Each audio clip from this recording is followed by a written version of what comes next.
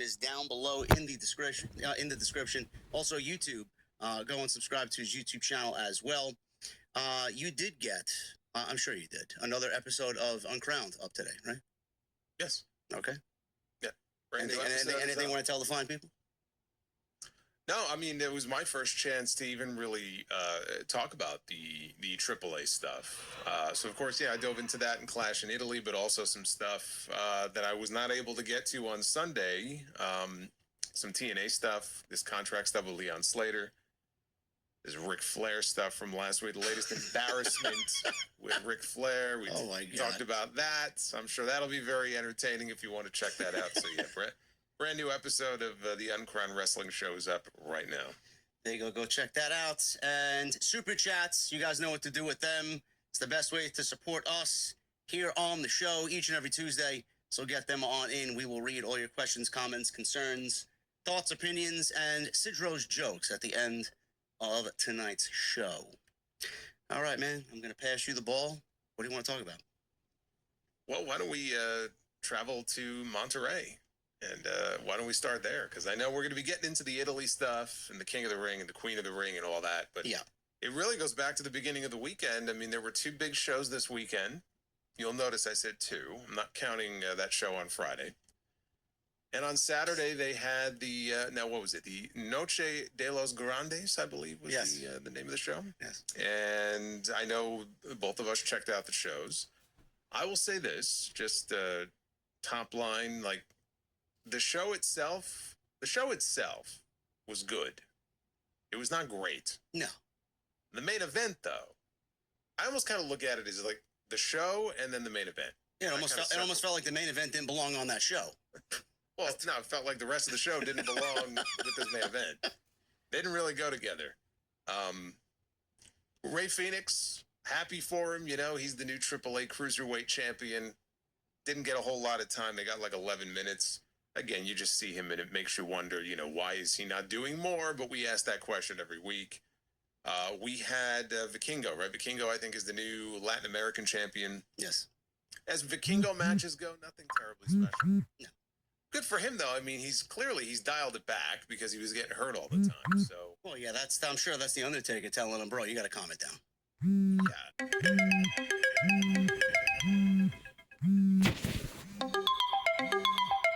And so, he kind of had no choice because if he kept running at the pace he was running at, doing all the things he was doing, he just wasn't going to last. He was going to burn himself out. The War Raiders, I didn't think they were going to do a title change there. Now they're the AAA Tag Team Champions. That was the weakest thing on the entire show. Yeah, they didn't really get much of a reaction down there, huh? No, they don't get much of a reaction in the States when they come out, because they're not emphasized as any sort of serious act on Monday Night Raw. And in AAA, they don't get much of a better reaction. So it kind of made for a dead match. And then it was all about the main event. This entire event was built around mass versus mass. And they've been promoting it for so long. And what we got, kind of to sum it up, was what I feel like is the best of pro wrestling, right? It's as bad as things can get in pro wrestling. Every now and then you get something like this where it reminds you of why you love pro wrestling. And to me, that's what that main event was on Saturday. Yeah, I said largely the same thing. I centered it around, everybody knows that I love the NXT Black and Gold era.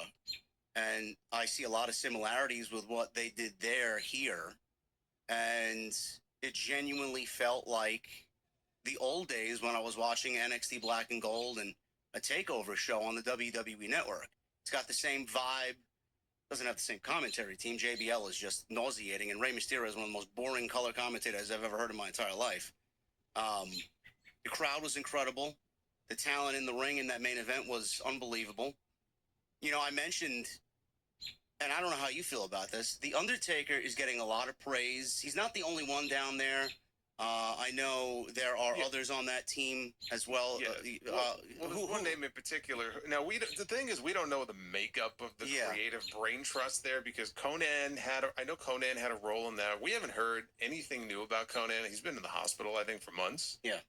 Yeah, there were those reports that he lost a leg and he was in jeopardy of losing another one. Nothing's been confirmed, but so I don't even know how involved he is right now. He's got his own health issues going on. But I feel like one name that doesn't get mentioned enough is Jeremy Borash, because Yeah. we know that he's involved. And I'm sure he's involved on the production end, but how much is he involved in creatively? We don't know. So I know Undertaker's the one who gets the credit on the credits at the end of every show. Paul Levesque, Mark Calloway, and his name is there. Uh, but I kind of feel like it might be a situation where Borash is not getting nearly as much credit as he deserves. So it's at least worth mentioning that he is involved in the process. Yeah, I don't know what he's doing either. Obviously he's been credited with doing some tape stuff for Triple H, vignettes, and getting stuff ready on that end, and he's done a tremendous job with that. I think he's had a hand in some of the cinematic matches as well that WWE's done during the pandemic era. So he's a valuable asset. But Nick Khan's been sitting front row, Jason, and obviously this is a big partnership for WWE. They want a big footprint in Mexico. Why are they allowed to do basically what they need to do? Why are they turning it into like a raw, uncut NXT Black and Gold like show, where us fans here in North America on the main roster, that's what we kind of envisioned the main roster to be, with still the WWE stamp on it, the commercials, the advertisements, all that pomp and whatever they're doing now. It feels like two different promotions. It's like it's almost like Triple H is now looking at NXT as a developmental system. And I said this on my end. It looks like Triple H is basically looking at a mirror image of himself when he ran Black and Gold with The Undertaker running Triple H. It's like now he's got to compete with what he was doing with Vince on the main roster, except Vince was heavy-handed in ruining shit. I don't think that type of attitude is going to happen on the main roster. But why is there such a vast difference in quality compared to what we're seeing there and what we're seeing on the main roster, when the guy who's running the main roster is basically where The Undertaker was? Well, because it's two completely different products. Like now there's talk about AAA, they're maybe looking for like a TV deal or I don't know what they have now, maybe a better TV deal. And I hear that and I think to myself, that might be the worst thing that could happen to AAA, because if they get like a big TV deal, let's say even domestically, they air on television, some network here in the States, to me, that's almost like the beginning of the end, because it will probably end up being turned into what we see, each week on WWE television. Because I think the weekly shows for AAA, how long are those shows? They're only an hour. They're only an hour. Yeah, they're only an hour. There's no onslaught of like advertisements. And if that were to happen, I think that's going to change. And so people's attitudes are going to be very different at that point. So I don't know how hard I'm wishing for that to happen. They kind of have a good formula the way it is now. If it's just two totally different products, obviously culturally, two vastly different products. WWE has turned AAA into, basically they're trying to turn it into a Mexican WWE, but AAA was kind of doing that themselves for years. They tried to model themselves after WWE's brand of sports entertainment, so it's not radically different, but you have the cultural differences, and also it's just a very different product. It's almost unfair to compare them because a lot of the names they have on there and that lucha libre culture and the way they do things down there, it's not Raw, it's not SmackDown, it's just different. So when you compare them, you're comparing a 1 hour weekly lucha libre show to 2.5 hours of Monday Night Raw on Netflix with the constant advertisements, and they serve so many different masters there. 3 hours on Friday with SmackDown. I don't know. I look at it as two different products, and so Undertaker and the guys down there are going to have certain freedoms that Triple H wouldn't have, because it's just he has responsibilities that they don't. If Undertaker was suddenly transplanted into Triple H's position on the main roster, it's not like Raw would suddenly be great. I would like to think that maybe he has ideas that he can contribute that would make the product better. But I don't want to sit here and be like, well, if you just moved him over here, things would be so much better. Maybe not. Maybe not. So, but I like the fact that it's not the same. Variety is good. I don't want AAA to be just like WWE. I think WWE could learn a few things from how things are being done in AAA, but they have their formula. It's not going to change. I mean, we've been over this a million times. Yeah. I mean, it's not like they don't have smart people who work there. So it's like, well, how come they can't come up with, ways to make the show better and ways to make the show more fun? And there's a reason why, but it's maybe not apparent to all of us. They have their formula and they do what works for them. But the AAA, the show on Saturday, like, did that air on? I wonder if that aired on television locally. Yeah, I'm not sure. I'm not sure about that, but I know it's over 2 million views on YouTube though. Well, it's more than that. Yeah. I mean, on the WWE, it aired on the WWE YouTube channel, which is where I watched it. And I know that video, that stream, I think last I checked had like 1.8 million views. And then if you check the AAA YouTube channel, it's got like another 430,000. And then I didn't even realize this. There's a Fox, God, what's it called? I want to say it's like Fox, Somos Fox YouTube channel, which is like a Fox, the Fox affiliate down there. And they aired it there. And on there, it's got like 1.1 million. Oh my God.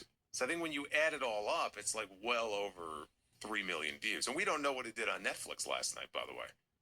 Yeah, they really pushed that shit on Raw last night. I mean, there had to be at least 3 or 4 times that they mentioned it.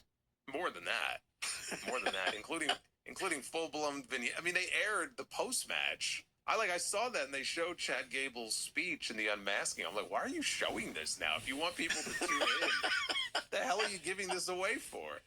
So yeah, we don't know. They tacked it onto the end of Raw, and so who knows on Netflix how many more?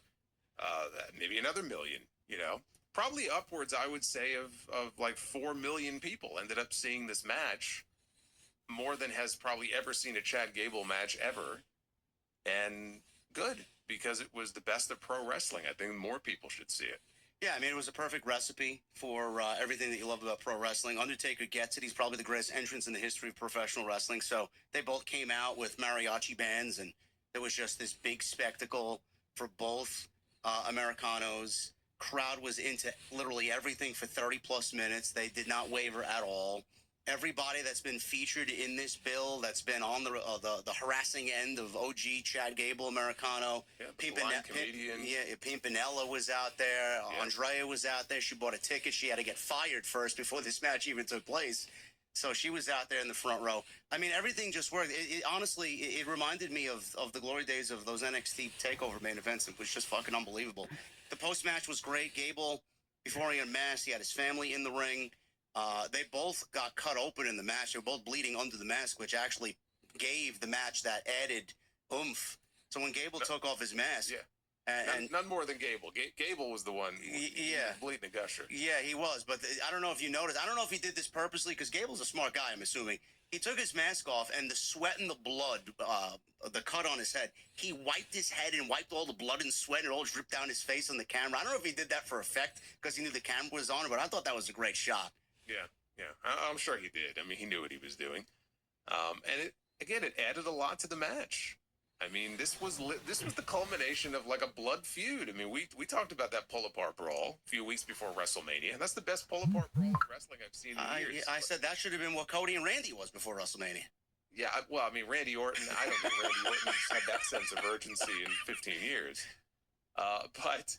yeah, I mean, so that's just one example of it where these guys, they made you believe in that moment, like, man, these two guys really don't like each other. They're really stiffing the shit out of each other, and they're being pulled apart and everything. So this was a grudge match. This was a blood feud, and this was the payoff. And so when you do that, something like, getting blood in the match makes all the sense in the world because they don't abuse it. And if you're going to do it, this was the time to do it. And I also think that they realized, look, we can't get away with doing this shit on Raw. Oh my God! Gable's like, man, this may be the only chance I have to actually get some color here. So remember when make it count. Remember when everybody was like, "Let's get this on the WrestleMania card," and we were all predicting the WrestleMania card. Can you imagine if this match took place in Las Vegas at WrestleMania? How fucking belittled it would have been, and given 7 minutes, and nothing would have happened. Maybe it would have been on that first like ESPN 2 hour, and it would have had like maybe 6.5 minutes. Guaranteed. Like, I mean, the women's world title match had like 7 minutes. You think Gable and Kaiser would have gotten that much more? And I was one of those people, like, if you go back 4 months, let's say, I'm like, okay, it felt like it was building, though, to a WrestleMania match, right? That's what it felt like. But as it went along and we saw how much these people were behind Kaiser and the heat that Gable was getting, we came to the realization, like, holy shit, that would have been a terrible decision. And the only place for this match to happen was in Mexico, because when we would see them on Monday nights, nobody cared. It was total apathy, or people treated it like a joke. Nobody cared. It's just a 180 when you would see it play out on the AAA shows. So it would have been just fucking malpractice to have it anywhere else, but in Mexico. And then just the build up to it, the presentation, the siesta, whatever they had a couple of days before the show, everything, the way everything built to the match before they even got to the ring gave it that big fight feel. And at 33 minutes, it never felt overly long. No. At no point during the match was I like, all right, let's take this thing home. That's kind of how I felt watching Tribal Combat. I didn't feel that watching this match. And then to get that kind of reaction on the 3 count, you see all the fans jumping up and down and rejoicing. And it was just, you kill for that. You kill for that kind of reaction. And it's funny, you mentioned the announcers before. That was my one criticism. As much as I love this, my one critique is that I cannot believe, knowing as far in advance as they knew that they were going to have this big show in Mexico on that date, that they did not fly all of the announcers, and that Ray was there. But JBL was clearly remote, and Corey Graves was clearly remote. And I understand Corey was in Italy. He probably did the commentary in Italy, which, if that's the case, he probably had to wake up at 3 o'clock in the morning to do this fucking show. I'm glad you're talking about this, man. This has been bothering me for the entire week. I'm like, they kept telling you Corey made the flight from Monterrey, Mexico, all the way to China. There is no fucking way he got on a plane after that show was over to go to Italy, man. No way. No, he was not there. He was not there. And this is the way the weekly shows are. And that's fine. If that's how the weekly shows, they want to save money or whatever, or just logistically it's easier, then fine. But for this show, they needed to be there. They needed to fly them in, have them at ringside. If that meant that Corey couldn't do Clash in Italy, then have Wade Barrett sub and have him do Clash in Italy with Michael Cole. He's there usually anyway. Of all the shows that they want to feature Corey Graves, this is the weekend to do it. Every other weekend has been Wade Barrett. Yeah, I mean, so that was my one critique, because when they're not all together, and look, we do commentary, okay, and we usually have 3 people. And when we're all standing next to each other doing commentary, it can be bad. It could be difficult enough making sure you don't step on each other's toes. You're not talking over each other. It's not easy. Now imagine if you have 3 people who are all remote. They're not even in the same place, and they're trying to do commentary. Okay, so that's a challenge in and of itself. And then there's that little delay where there's like a 2 or 3 second delay between the commentary and what you're seeing on the screen. My regret, and it's not a knock on Corey's commentary, but my regret is that I didn't watch it with the Spanish commentary, because I feel like even though I wouldn't have understood a lot of what they were saying, like that never affected my enjoyment of that when I would do that with the like the big Tokyo Dome main events on the Wrestle Kingdom shows. I would watch the Japanese commentary. Now, I didn't have a fucking clue what they were saying, but holy shit, like the enthusiasm and the excitement in their voice, man, it would get me pumped up. Yeah. So that's my regret. I wish in watching it live that I would have watched it maybe on the AAA channel and with the Spanish commentary, because they were there. And I also feel like it affects the audio. Where it does. You can easily tell that they're not there. Easily tell, bro. You can it sounded and felt like a tape show. Yes, you could tell. But what I was going to say is, I almost feel like because of that, the audio from the English announcers kind of overpowers the crowd noise a little bit. Yeah. Whereas if they were there, the crowd noise would have been louder, if that makes sense. Yes, the crowd was very low for what I was hearing. It was a little muted, and I think that was the reason why. So again, it's a minor thing, but like that's the only critique I really have about any of this. And then you look at Ludwig Kaiser. I mean, you talk about happy accidents. I mean, think about how we got here, right? This thing started out as like a comedy gimmick that somebody else had. And then Gable getting hurt was the best thing that could have happened to either one of them. Yeah, you remember when Gable got hurt, he was in the back, he was holding his arm, and then there was Kaiser in the background, and we were asking, what the fuck is he doing looking at Gable? And all of a sudden, the next week, he was in the mask. And so he took it, and again, people looked at it as a joke, and it was for a long time. But, like, he embraced it. And I don't know if he just I know he knew Spanish to some degree prior to this because there's video of him from many years ago and he's speaking Spanish. I don't know how fluent he would have been back then, but he's pretty fluent in the language. And that's the big difference because there are people like, oh, I feel bad for Chad Gable. That could have been him. I don't think so because he doesn't know the language the way that Kaiser does. And I don't think you can underestimate the importance of that. And then, of course, he's got a hot Mexican girlfriend, and so they've embraced him. They've welcomed him into the culture there. And honestly, like I see all the success that he's had. I don't think he should ever take the mask off. No, bro, he's lucha through and through. There's lucha in his heart. This is his career. It's over. This is and that's all he needs. Like this is his career right here because he will never be as over as just Ludwig Kaiser than he is right now. Or Gunther's fucking heavy or tag team with Fabian Eichner. It would have never materialized into anything. He probably would have ended up released in a budget cut. Probably. That's so fucking, I'm happy amazing. for him. It's one of those happy accidents you could never have predicted it. I mean, who would have predicted that? The best WWE match that we've seen in years was contested between Chad Gable and Ludwig Kaiser. Yeah. So I'm assuming they're going to belt him with the AAA Mega Championship at the biggest show. No, I mean the natural path here now is to put the belt on him at Triple Mania. Yeah. I mean, I don't see how it could really go any other way. Dom's had that belt for how long now? If anybody's going to beat him, it's got to be him. And they got a natural storyline with his father now as the general manager, so it works for that show. So that should be exciting. As far as what Gable does, Gable took the mask off. Gable is obviously one of the most underutilized and underappreciated talents in the entire wrestling industry, never mind WWE. Now with him, this was clearly the biggest match of his career. This was probably the biggest moment of his career. WWE sees what he did here for this match and for Kaiser.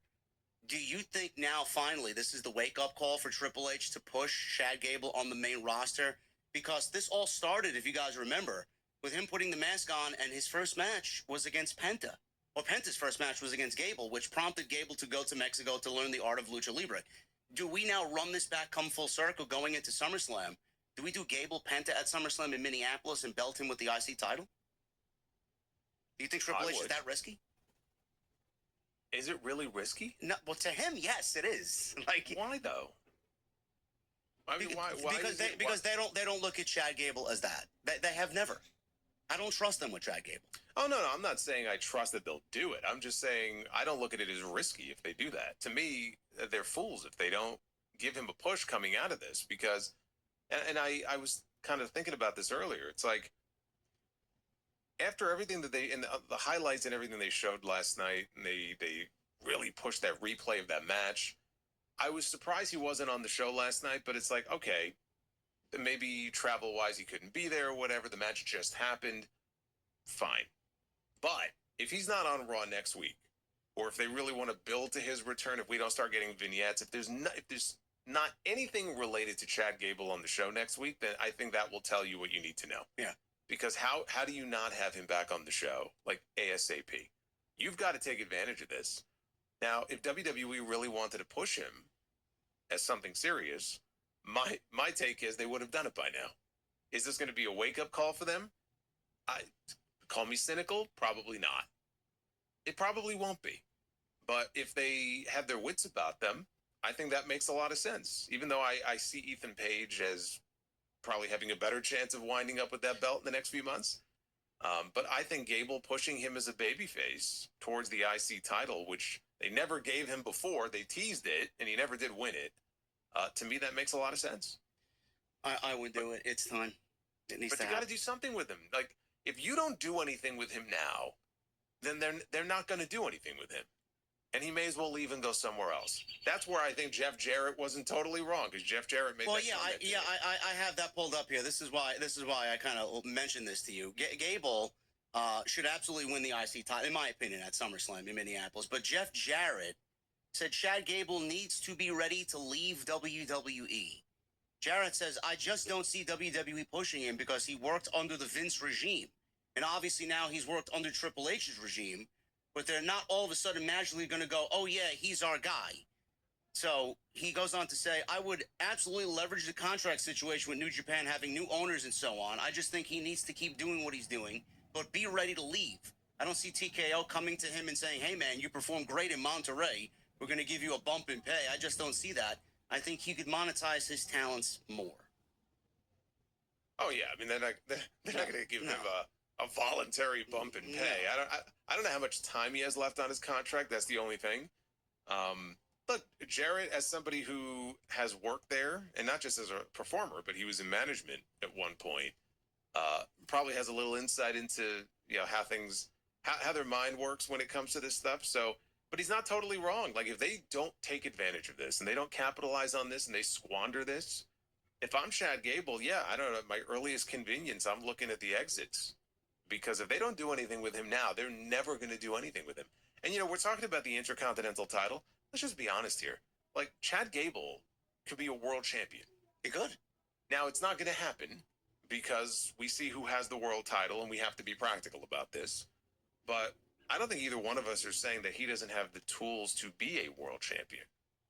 He absolutely does. Like he's not just a great wrestler. He's got like the entertainment aspect of it down pat. You saw that with the El Grande Americano stuff. That's why he reminds me so much of Kurt Angle. And I'm not going to compare the two and say one's better than the other. Kurt's in a category all by himself. But like when they did the whole Kurt Angle, his long lost son or whatever, like the reason that so many people, myself included, were like, well, Gable's just the natural for that role. So of course they went with Jason Jordan. Is because I mean they kind of look similar, but like there were so many similarities in their in-ring style and just the way they wrestled and worked. He's got all that down. The guy's an Olympian, but he's also very entertaining. You want him to be a heel, he could be a heel. You want him to be a babyface, I think he can make a hell of a babyface. He kind of checks all those boxes. He's not a big guy. And that's always been a mark against him. Hence, Shorty fucking G. Okay, let's not forget that. Oh my God. Yeah, and there are still people that want that person back. Fuck off. So he's got all the tools to be a world champion. It's just the current title picture in WWE is not going to allow for that to happen. So you look for the next best thing. The next best thing would be the IC title. Well, I hope that Gable is going to ascend the heights of WWE to that point. It's ridiculous to even think that they may not even do it, but they might not. I know. We're not going to be be shocked if they don't. No, it's more sad than anything.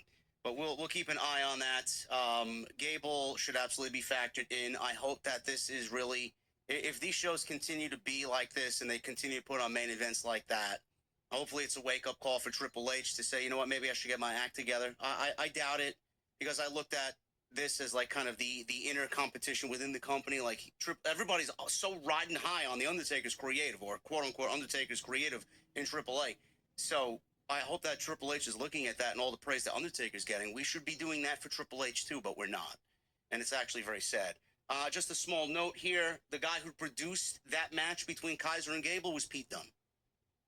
Pete Dunne who was also in the match. It was in the match, yes. Pulling double duty. He was producing it and he was part of the match. Yes.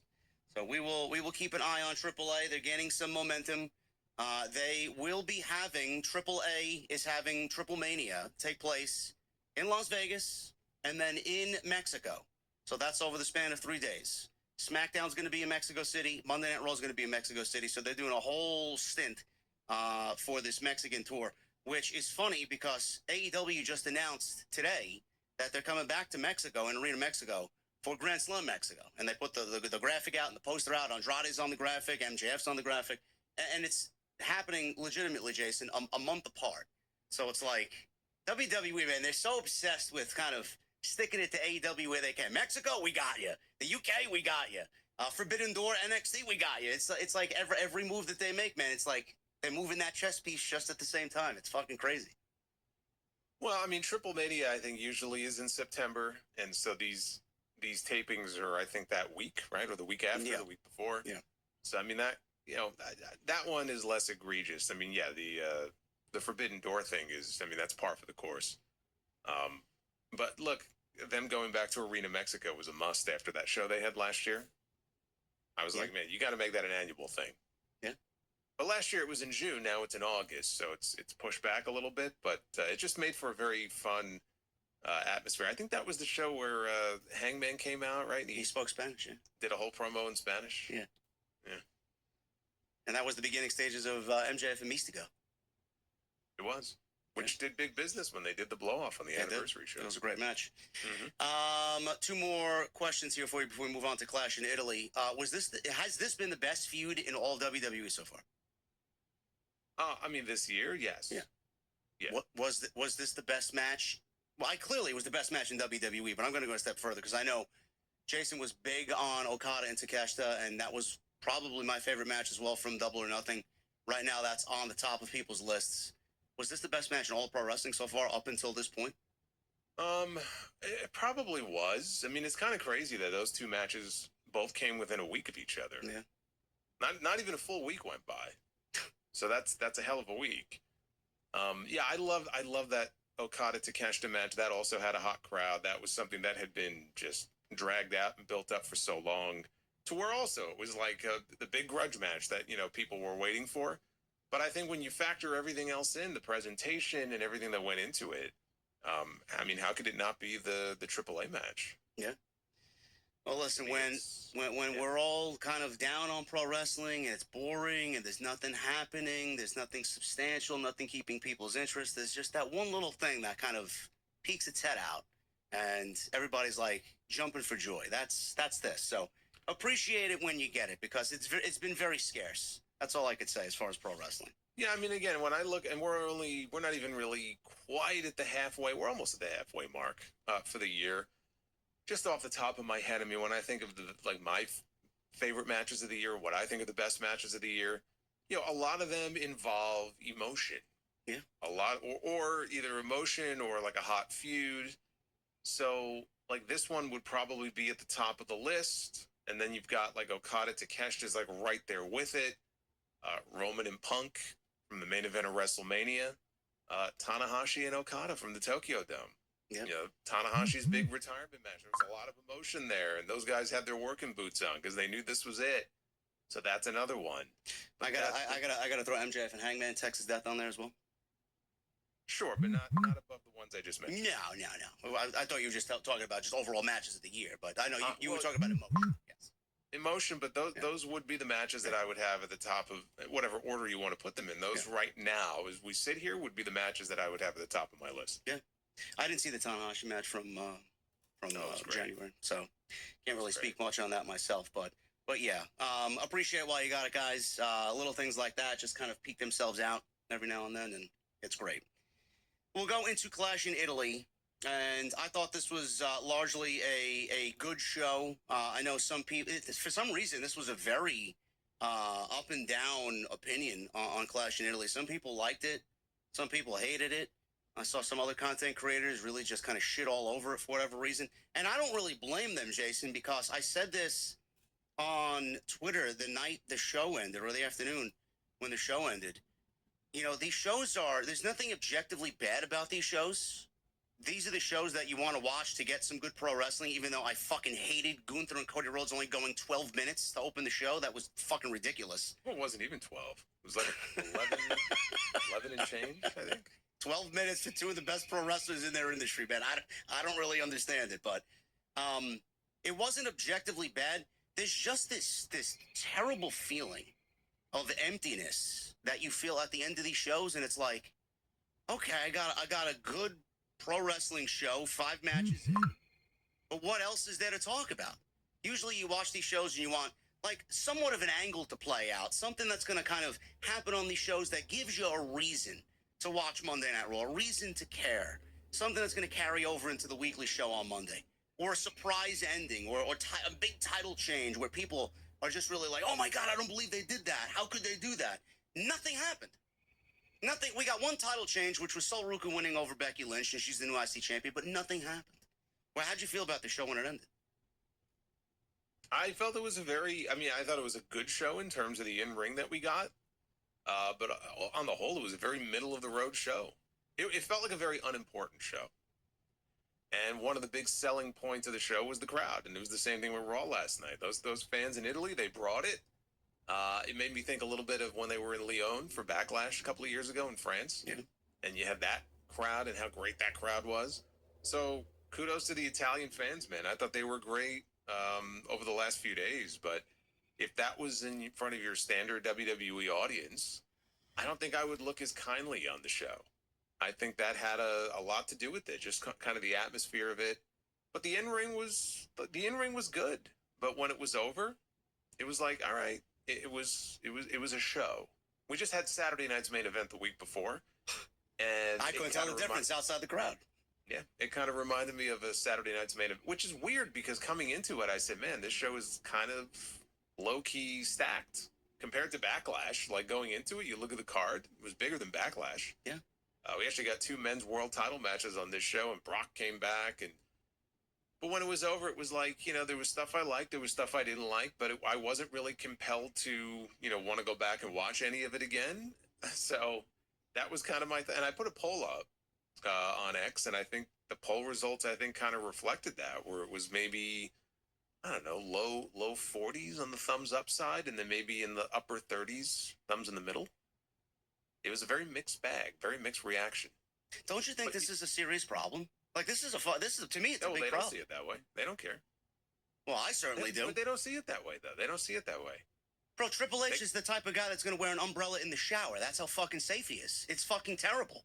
You'll notice with these PLEs, by the way, when they do these post shows, and I mean, correct me if I'm wrong, I don't believe he came out in front of the fans. No, this is the second time, yeah. Second time in a row. No, this is more than the second time. I mean, this has been multiple times now where he's afraid to go out in front of the fans. Well, there's no shortage of interview with Kathy Kelly before where he says this may be the dawning of a new era or this changes the foundation of WWE, is what he said.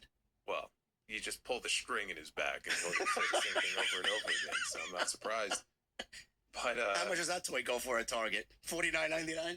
Oh, at least minimum, yeah. Yeah. I mean, look. Go to the opening match.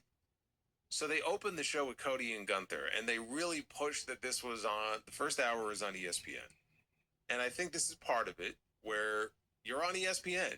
You're not going to get like a 25-minute. And you weren't going to get that anyway. And I know why they did this, because it was just the first match. But part of it is also the fact that they're on ESPN. And I think, you're not going to get as long of a match as you would get if it wasn't airing. But you have a whole hour. No, you don't. No, you don't. Technically, you don't. What are you talking about? You got 2 matches. No, you got another match. But you need time for video packages and commercials and all the gaga that goes on in between. See, you're looking at it completely wrong. See, you got to look at it from like a WWE brain. If you have, let's say, an hour, right? You don't really have an hour. Bro, Jake Cargill, I don't want to cut you off, but Jake Cargill and Rhea Ripley went 18 minutes. Sure. But what I'm saying is, you don't really have an hour. You've got to leave time for all the advertisements and all the promotion and all the bullshit. Oh my Dude, God. we had a PLE on Saturday. Was it Saturday? Sunday. We had a PLE in Clash in Italy, as it is with all the PLEs, where in between the matches, I mean, dude, you can make a 4-course meal and come back up, and they still won't be in the ring for the next match. There's so much dead air and dead space in between the matches. This is the new formula, because it's not just about the matches. They have all their other bullshit that they have to promote. And you got to factor that in. What Jason's talking about is because I timed it on my phone. The match with Gunther and Cody ended at 2:22. The match with Rhea and Jay didn't get started till 2:37. All that time in between. There you go. And you ask yourself, what are they doing in that time in between? What is going on in those fucking 15, 16 minutes in between these matches? Not a whole lot. Like, if I'm watching it, I end up watching it on Netflix, but I get the counter in the corner of the screen telling me how many ads are left, and it's like 8 ads. Yeah. 8. Yeah, for 4 minutes. But then they come back and they're just promoting something else. And then the entrances begin. And so that, I mean, as soon as that happens, that's going to be another fucking 12 to fucking 14 minutes. And then finally the bell rings and the match begins. But this is just how it is now in WWE. You just have to, you sort of accept it and you move on because it's not going to change. But we had Cody and Gunther open the show, and if there was going to be a world title change on this show, I figured that it would come in this match. Little did I know we would get No top title changes on this show. You know what you're talking about, man. You're talking about Oscar the Grouch Levesque over there, man. He's a part of Century Street cast. Yeah. So they go in there. I'll say this about Cody and Gunther. It was only 11 minutes, but they work well together. I mean, they had a good match at Crown Jewel a couple of years ago. The limited wrestling we got from them here, I thought was good. Yes. There just wasn't enough of it. No, they didn't really kick it into the next gear. Yeah. And then we had that finish, which I just thought came off very weird. And I know why they did it, because they wanted some controversy. And if they're going to beat Gunther, we have to do it in controversial fashion. And we got to set up the rematch at Night of Champions in Riyadh. So that's why they did it. But he still got pinned. He got pinned, and there was some confusion about, whether or not, what just happened here. I just thought the way it came off was incredibly fucking lame. And then Gunther just kind of walks off to the back because he pled his case to the ref. The ref didn't want to hear it. His foot was clearly under the bottom rope. And then Cody yanked on the other leg, which picked the leg up, so the leg wasn't even under the bottom rope anymore. And that's how the match ended. The visual of Cody Rhodes pinning Gunther, which is Gunther's first loss in almost a year. He hadn't lost since he lost to CM Punk at SummerSlam last year. So now they have this story, I guess, going into Friday where he's going to plead his case to Nick Aldis. I got screwed. The referee didn't see my foot. And so we end up with a rematch. That's why they did it. But I just thought it came off very lame. Yeah, it was definitely a what the fuck type of finish. It wasn't a good what the fuck. It was like, no, it was like they really did that kind of what the fuck. So we go to Night of Champions. I felt the same way. I thought it was a situation. They really made him look like a big geek. So we go to Night of Champions now in Riyadh, and that's at the end of June. Are we looking at, I'm sure we'll get a longer match, but are we looking at another Gunther loss here? I mean, they had him visibly pinned and losing to Cody here on this show. Are we going to beat him again in Riyadh? Probably. Because I can't envision them taking the belt off Cody Rhodes before Madison Square Garden and then SummerSlam. It doesn't feel like it, does it? No. It doesn't feel like it. I think if it was going to come off of him, it would have come off of him on Sunday. I think they're just going to prolong it. They're going to give Gunther a reason to get that second match. And think about it. If Cody beats him again, though, Gunther will be 0 for 3 against Cody. And he'll be an even bigger loser.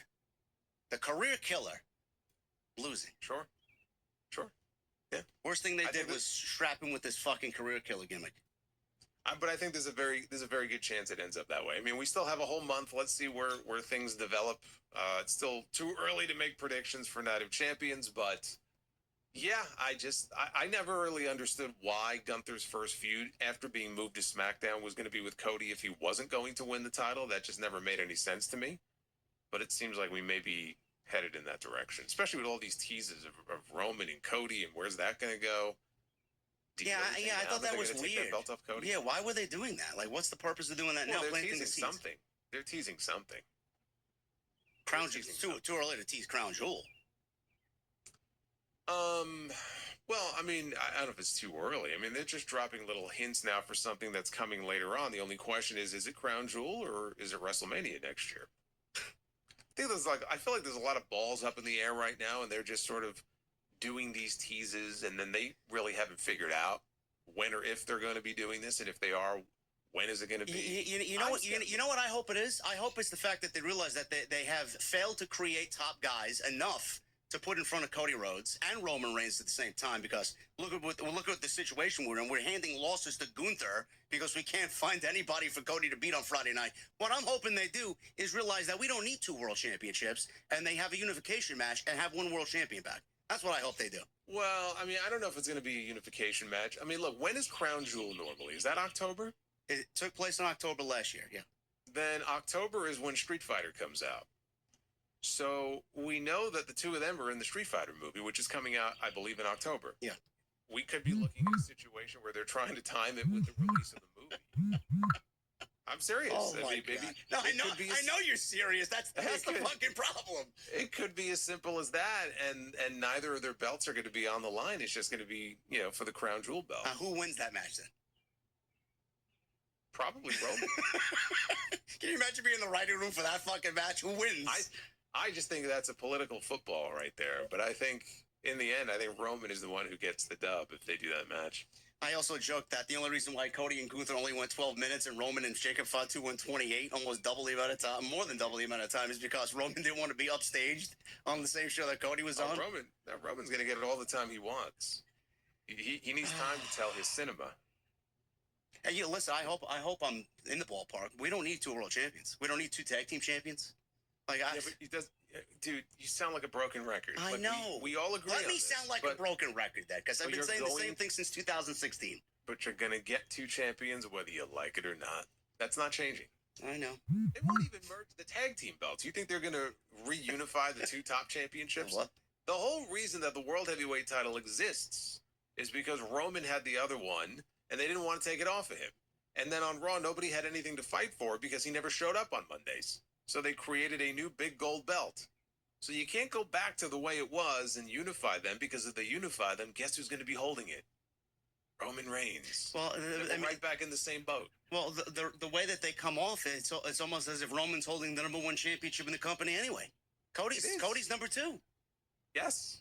You're only first figuring this out? No, I've been figuring it out. Very clear. As long as Roman is showing up on the show, for the time being anyway, and hopefully through the summer at least, he's full-time, he's on the shows every week. Whatever championship that he is holding, if he is holding a title, that will be the de facto top title. So, like, right now, if you were to say, like, okay, which title feels like the biggest belt in WWE, like, to me, it's a no contest. It's the World Heavyweight Championship, because Roman Reigns has it, and Roman's their guy. I mean, Cody calls himself QB1. That's cute. But let's be honest, just look at the booking and the way things are playing out on TV. The World Heavyweight title is now the top title in the company. Well, you wouldn't know, because he's easy to find and hard to beat. I don't think he says that enough. I think he needs to say it even more. Oh my God! I'm easy to find. Hard. It sounds like some terrible, cheesy, like late '80s, early '90s. It sounds like something a video game character would say, like Guile, like before the thing. I'm easy to find and hard to beat. Yeah. And then you see fight. Like, come on, man. Ridiculous. Yeah.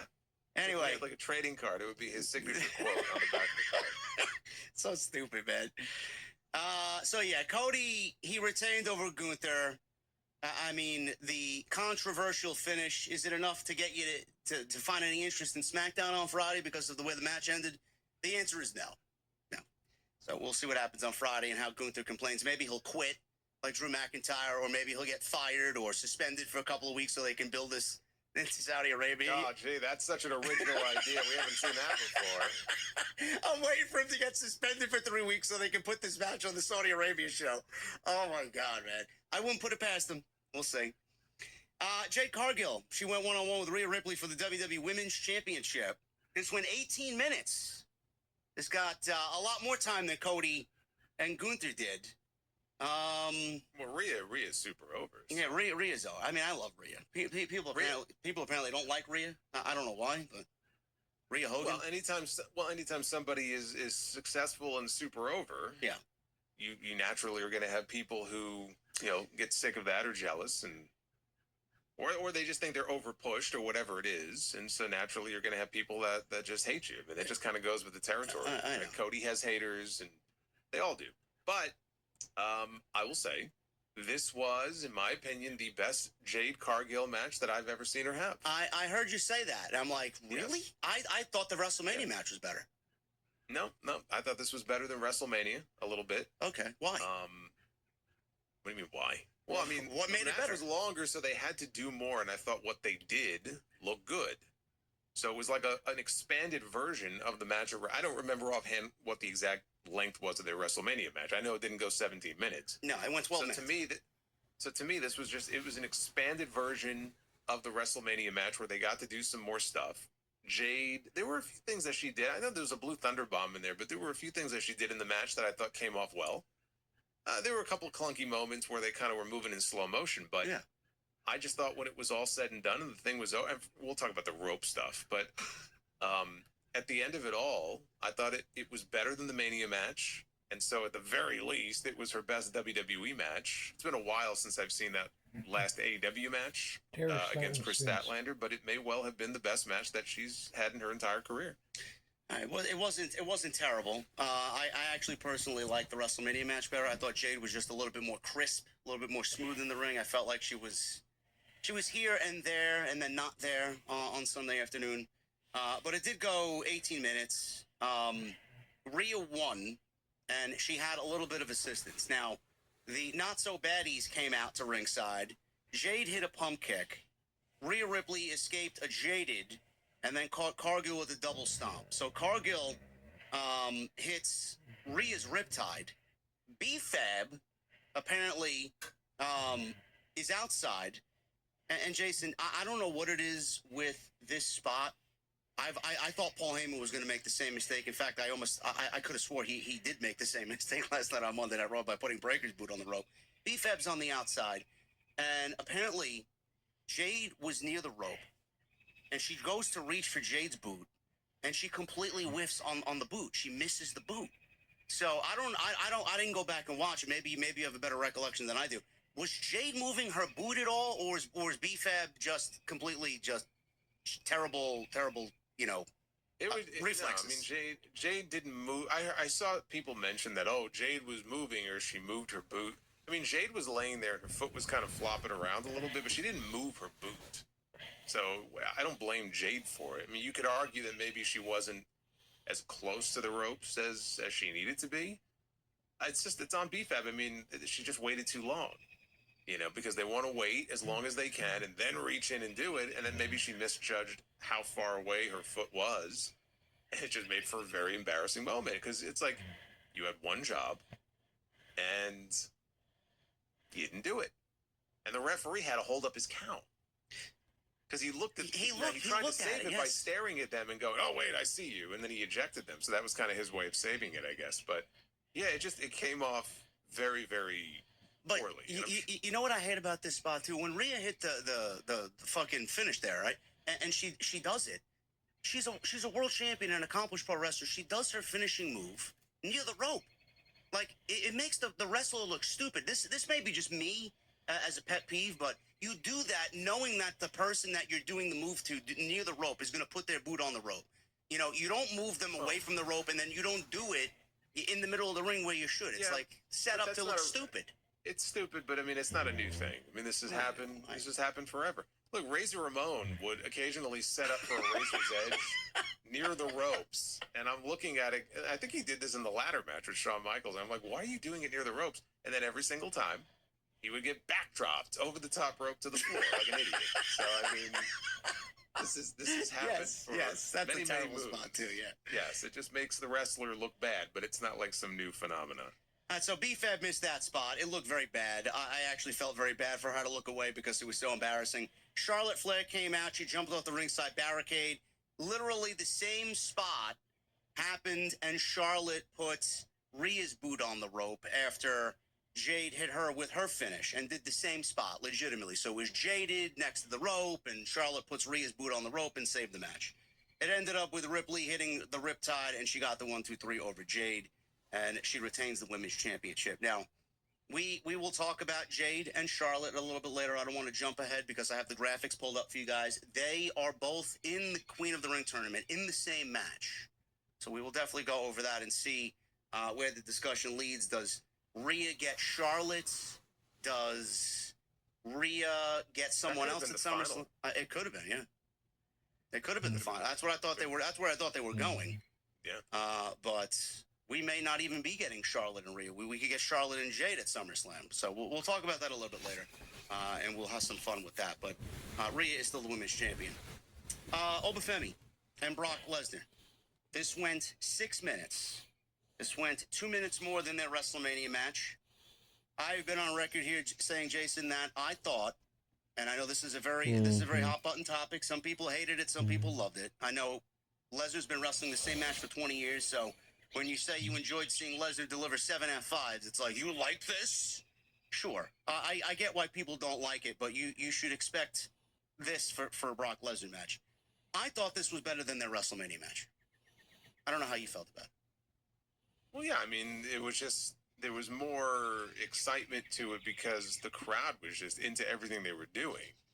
So this goes back to the crowd where they were in front of the perfect, like, setting for this match because they were going crazy for everything they were doing, every F5, every Oba comeback, and it just made the match feel that much bigger. It reminded me of the match that Goldberg and Lesnar had at WrestleMania many years ago, which also went about 6 minutes, and that was a lot of finisher spam, and they were just beating the hell out of each other from the opening bell and did all these big moves, and then Brock won. And this was very, very similar to that, where Brock attacked him from the opening bell, finisher spam over and over again. They beat the hell out of each other, and in the end, Brock won. So I think there's a lot of similarities there. I also noticed, and I mean, correct me if I'm wrong, one thing I liked about it, I don't think that Brock did a single German suplex in this match. He did not. Not one. No. Now, we got a lot of F5s, but it was nice to not just do the same Suplex City shit that we see in every other match that, you know, he has typically.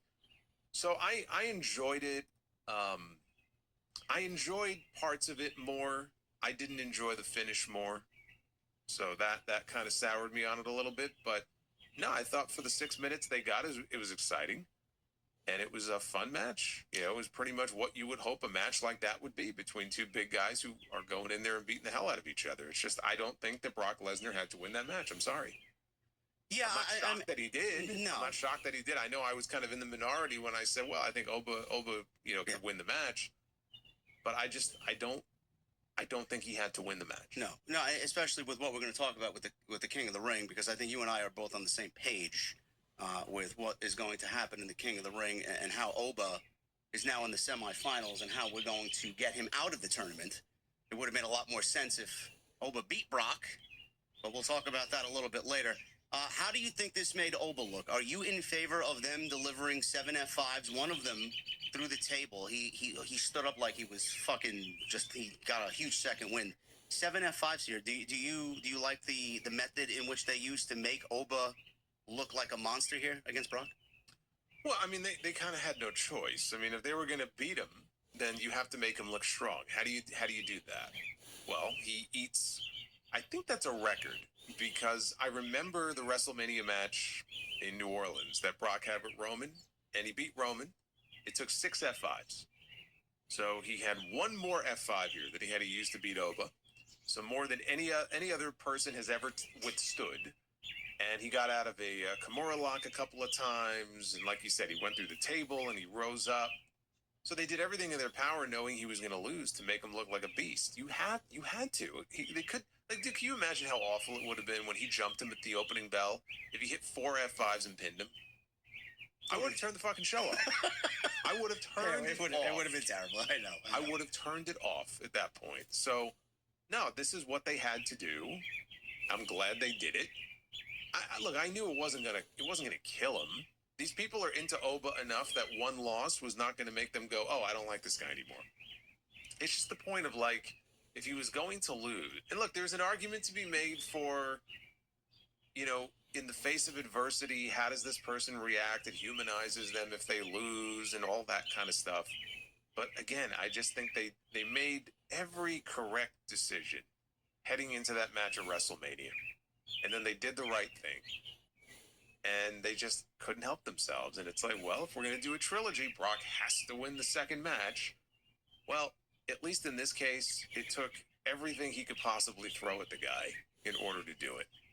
So, yeah, I couldn't go any other way if they were going to beat him. It would have been stupid. Do you think they're looking at it in a way where they wanted Oba to lose because they don't want that albatross hanging over them about him being undefeated? Now this does humanize him, and they can book him a little bit more normally now going forward, without having to worry that he's undefeated. It could have been part of it if they didn't want him to have some sort of like streak going on, I guess. I don't think it would have been a terrible thing. I'm not even saying I would have emphasized like, oh, he needs to have like a Goldberg undefeated streak. But I'm just saying, like, nobody's ever beaten Brock, I think, two or three straight. You know, you could have made history that way and done something a little bit different that people maybe weren't expecting and really put the guy over in a major way. He's still going to be put over at the end of this, I'm sure. But I just saw that and I was like, all right, you know, this is the typical parody booking of 50-50. I get one, you get one. And it's like, all right, it's what we see all the time. There's nothing really unique about that. Unless you're Brock Lesnar, who, when the match was over, said, 1 + 1. And I'm like, what? Yes, I didn't know what he was alluding to there. I don't know. I don't know either. He said 1 + 1.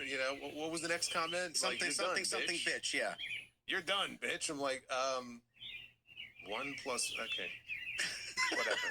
But they don't pay him to do math, I guess. Maybe those 7 F5s knocked him a little loopy. I don't know. Yeah, can he count to 7? I don't know. Maybe not. Anyway, this was in my opinion one of the best things on the show.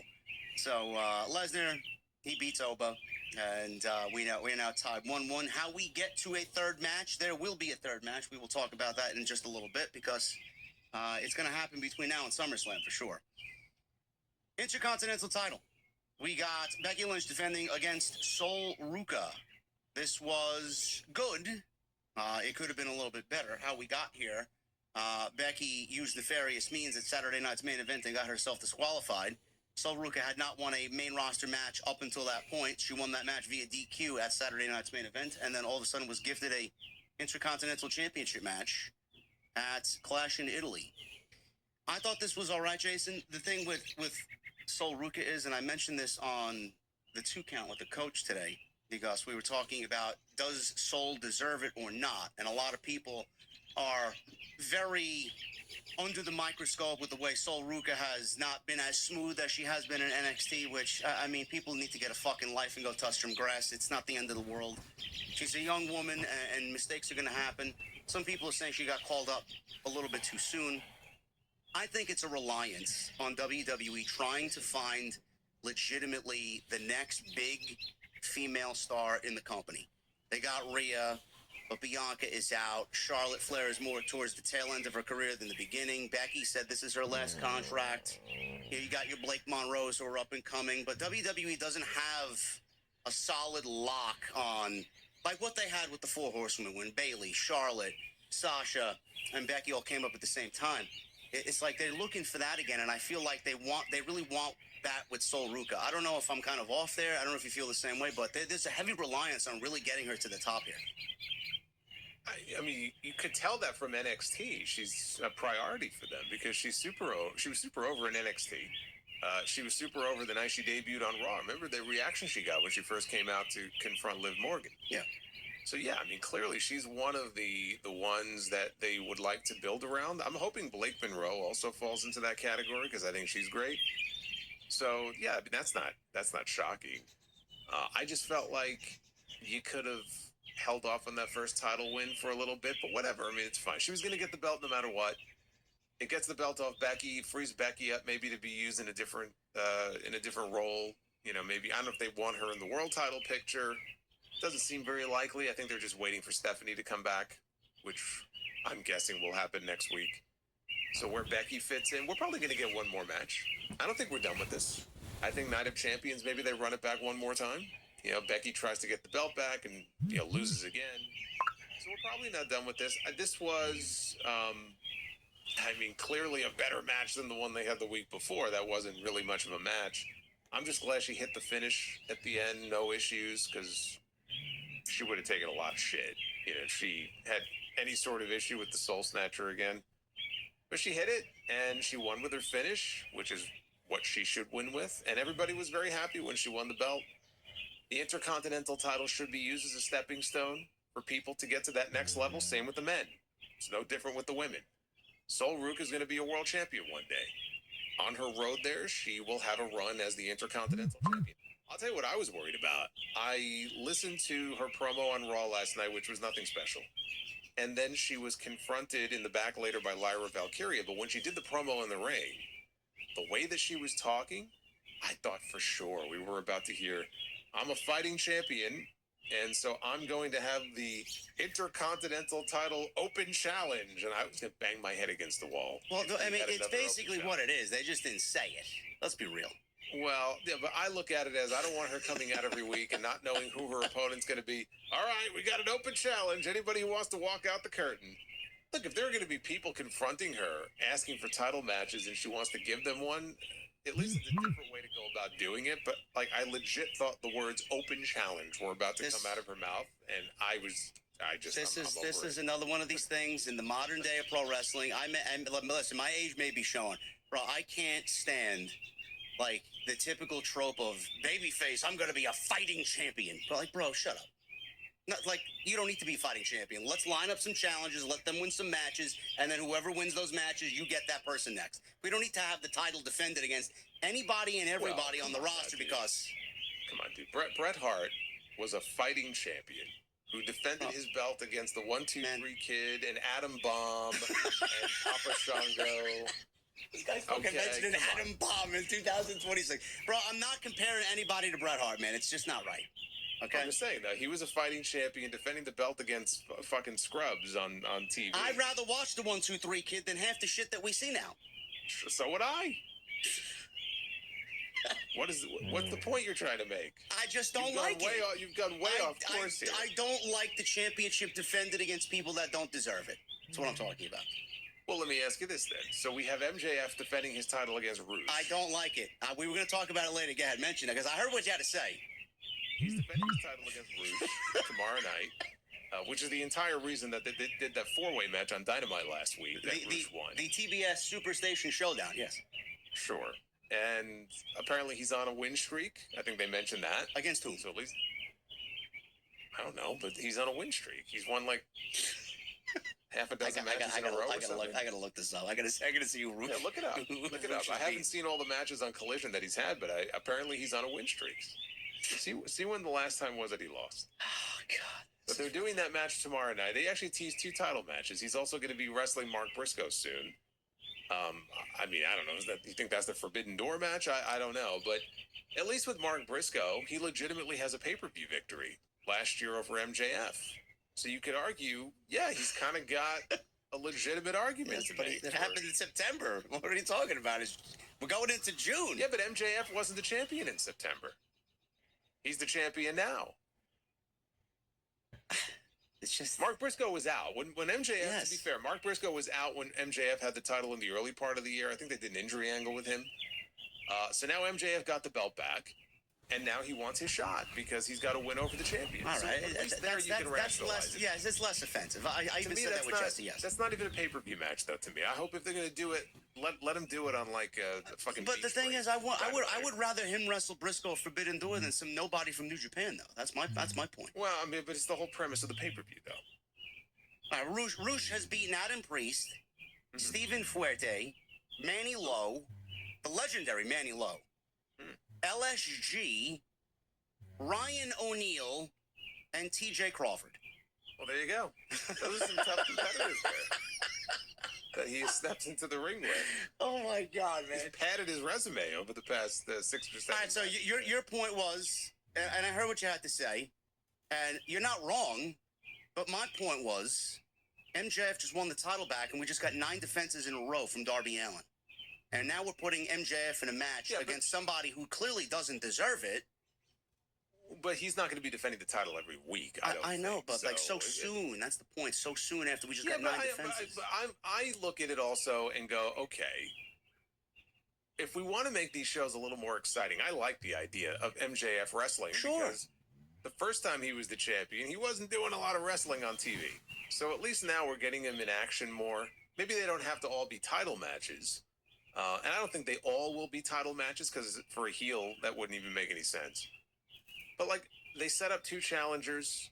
I'm okay with that. If they start doing the Darby thing where he's defending it every week, he's defending it against fucking Ace Austin one week, and then he's defending it against this guy or Leo Rush. I like the gimmick, but he hasn't won anything recently, then I'll have an issue with it. And it gives them title matches to promote with MJF in the main event on these Dynamite shows. Great. But I agree. Like, there has to be a limit to it because it's not a television title. Like the old WCW TV title where it was defended on television, 10-minute time limit. Like, that's not what this is supposed to be. So I agree with you on that. Him against Rush, at least we know we're going to get a good match out of it. Sure. Rush, they haven't done anything with, by the way. No. So at least now, this will be his one big match, and then he'll probably be forgotten about again. And so I don't mind seeing that as a match, and then we'll see when they do the Briscoe match. I can't imagine they just run it the following. Maybe they will do it the following week. I don't know, but I don't need to see MJF doing the Darby Allin thing. That much I will say. That was a Darby thing. MJF should not be doing that. No, I mean, we got 4 weeks till Forbidden Door. They should put more of a focus on who they're going to get MJF in the ring with at Forbidden Door instead of having him just make these fucking pit stops against Roosh. He can make a pit stop here and there. How about a tag team match then? He's got no friends. He's got no friends. Okay, he's got no friends. No, nobody likes him. Yeah, he's got a lot of money. He throws some money at Don Callis. I don't know. As far as I know, Roosh is a heel, and Roosh doesn't even like him. Throw some money at Mark Davis. I'm sure he'll say yes. Team with Mark Davis. I don't know. Why does he need to team with Mark Davis if they don't have enough members of the Don Callis family for Mark Davis to team with? His fucking partner just came back, by the way, Jake Doyle. I saw that, yes. I know. It was kind of like he just showed up, like, oh, there he is. But he's back. He doesn't need to be teaming with MJF. MJF has no friends. And we'll see this on Sorry, Wednesday. MJ. No offense to MJF, but he has no friends. I'm sure he's a pleasant guy. You know, he's got a lot of friends. Yeah, we'll talk a little bit about AEW and where we're going there, but that really kind of fit into the overall discussion here about open challenges and Sol Ruka now defending the title on Monday, this coming Monday in Paris against Lyra Valkyrie, who asked for a title match. So that's that. So you're all right with Sol Ruka winning the title not too soon, huh? For winning the IC title? I mean, I would not have had her win it too soon, but it's fine. It's not the end of the world. All right. From that, we got Tribal Combat. Jacob Fatu and Roman Reigns. This was for the World's Heavyweight Championship. This went 28 minutes. This was the main event. No outside interference in this match whatsoever. But there was no countouts, no DQs, and the first pinfall or submission wins the match. I gotta say, man, after the first 10 minutes, I wanted to fall asleep. I don't know what they did there. They were brawling in the crowd. They had Roman throw an ice bucket on top of Jacob Fatu. I needed that ice bucket to stay awake for the first 10 minutes here. I don't know what else he threw into the crowd. He threw some condiments or mustard into the crowd. I don't know what was going on there. But then it really started to pick up, and we got some really decent action here. I preferred the match at Backlash more than this. I didn't really care for any of this. And then at the end of it, we got Roman Reigns winning, and how he did that, he had the Tongan death grip applied on him by Fatu. Reigns broke free. Yeah, the fatal, lethal Tongan death grip that Jacob Fatu, I will point out, still has yet to win a match with. Okay. Yes, yeah, but Roman had tried to injure the hand during the match with steel stairs and a toolbox. So he still did get it applied. It wasn't at full strength, though. Reigns sent Fatu headfirst into the turnbuckles, which he had previously removed, all but one. So that's how we won the Backlash match, and Jacob Fatu had a problem with that. So there was a table set up on the other side of the ring. He speared Jacob Fatu through the table. Fatu made it to his feet before Roman did, and Roman ran the ropes, hits the final spear, 1, 2, 3, and Roman wins. He defeats Jacob Fatu and retains the World Championship. That is the way the show ended. There was no fuckery or there was no closing angle. No. That is not how the show ended. So Roman wins the match. Jacob Fatu has been beaten now 2 straight. Right, the wild man Samoan werewolf, as Michael Cole said, and I quote on commentary, the Samoan werewolf. The Samoan werewolf has been, I know, domesticated, and what was the other word that he used? Neutered. Yes. Neutered and domesticated. Can you by the imagine? tribal chief. Can you imagine the words for Jacob Fatu used to describe him in WWE are those 2 words? I mean, was that not a shoot? No, it very much was. He was being honest. So he says this, and then Roman leaves, and Roman's all like smirking and talking all kinds of shit. The Usos show up. As he's exiting the ring, and then I think Jacob was getting out of the ring, they pan over to the crowd, and there are the fucking MFTs. And they show Solo Sikoa and Tama Tonga and Tala Tonga. And Solo is just shaking his head like a disappointed dad at Jacob. And Roman's looking at Solo and them and telling the Usos, oh, they're next. They're next. And I'm like, are you fucking kidding me? Jason's heart sank into his stomach at that point. Are you kidding? Oh, I thought I was going to fucking crap it out. That's how far down it fell. And I'm like, this is just, this can't be real. Oh, it's real. It's happening. we cannot be teasing the possibility of another Bloodline Civil War after we just had this at War Games 2 years ago. And the MFTs have been, talk about being neutered. I mean, the MFTs have been neutered. That's how the show went off the air. With a tease of a match that who wants to see this? Is anybody excited at the prospect of Bloodline versus Bloodline with this particular crew that we have here? Well, seeing that there's no other dominant faction in the WWE, you're looking at your War Games 2026 match in Survivor Series. The MFTs don't even have enough people to field the War Games. Well, not yet. Not yet. Well, who's going to end up in there? Royce Keys. Royce Keys. Oh, great. Yeah. It's a great spot for him.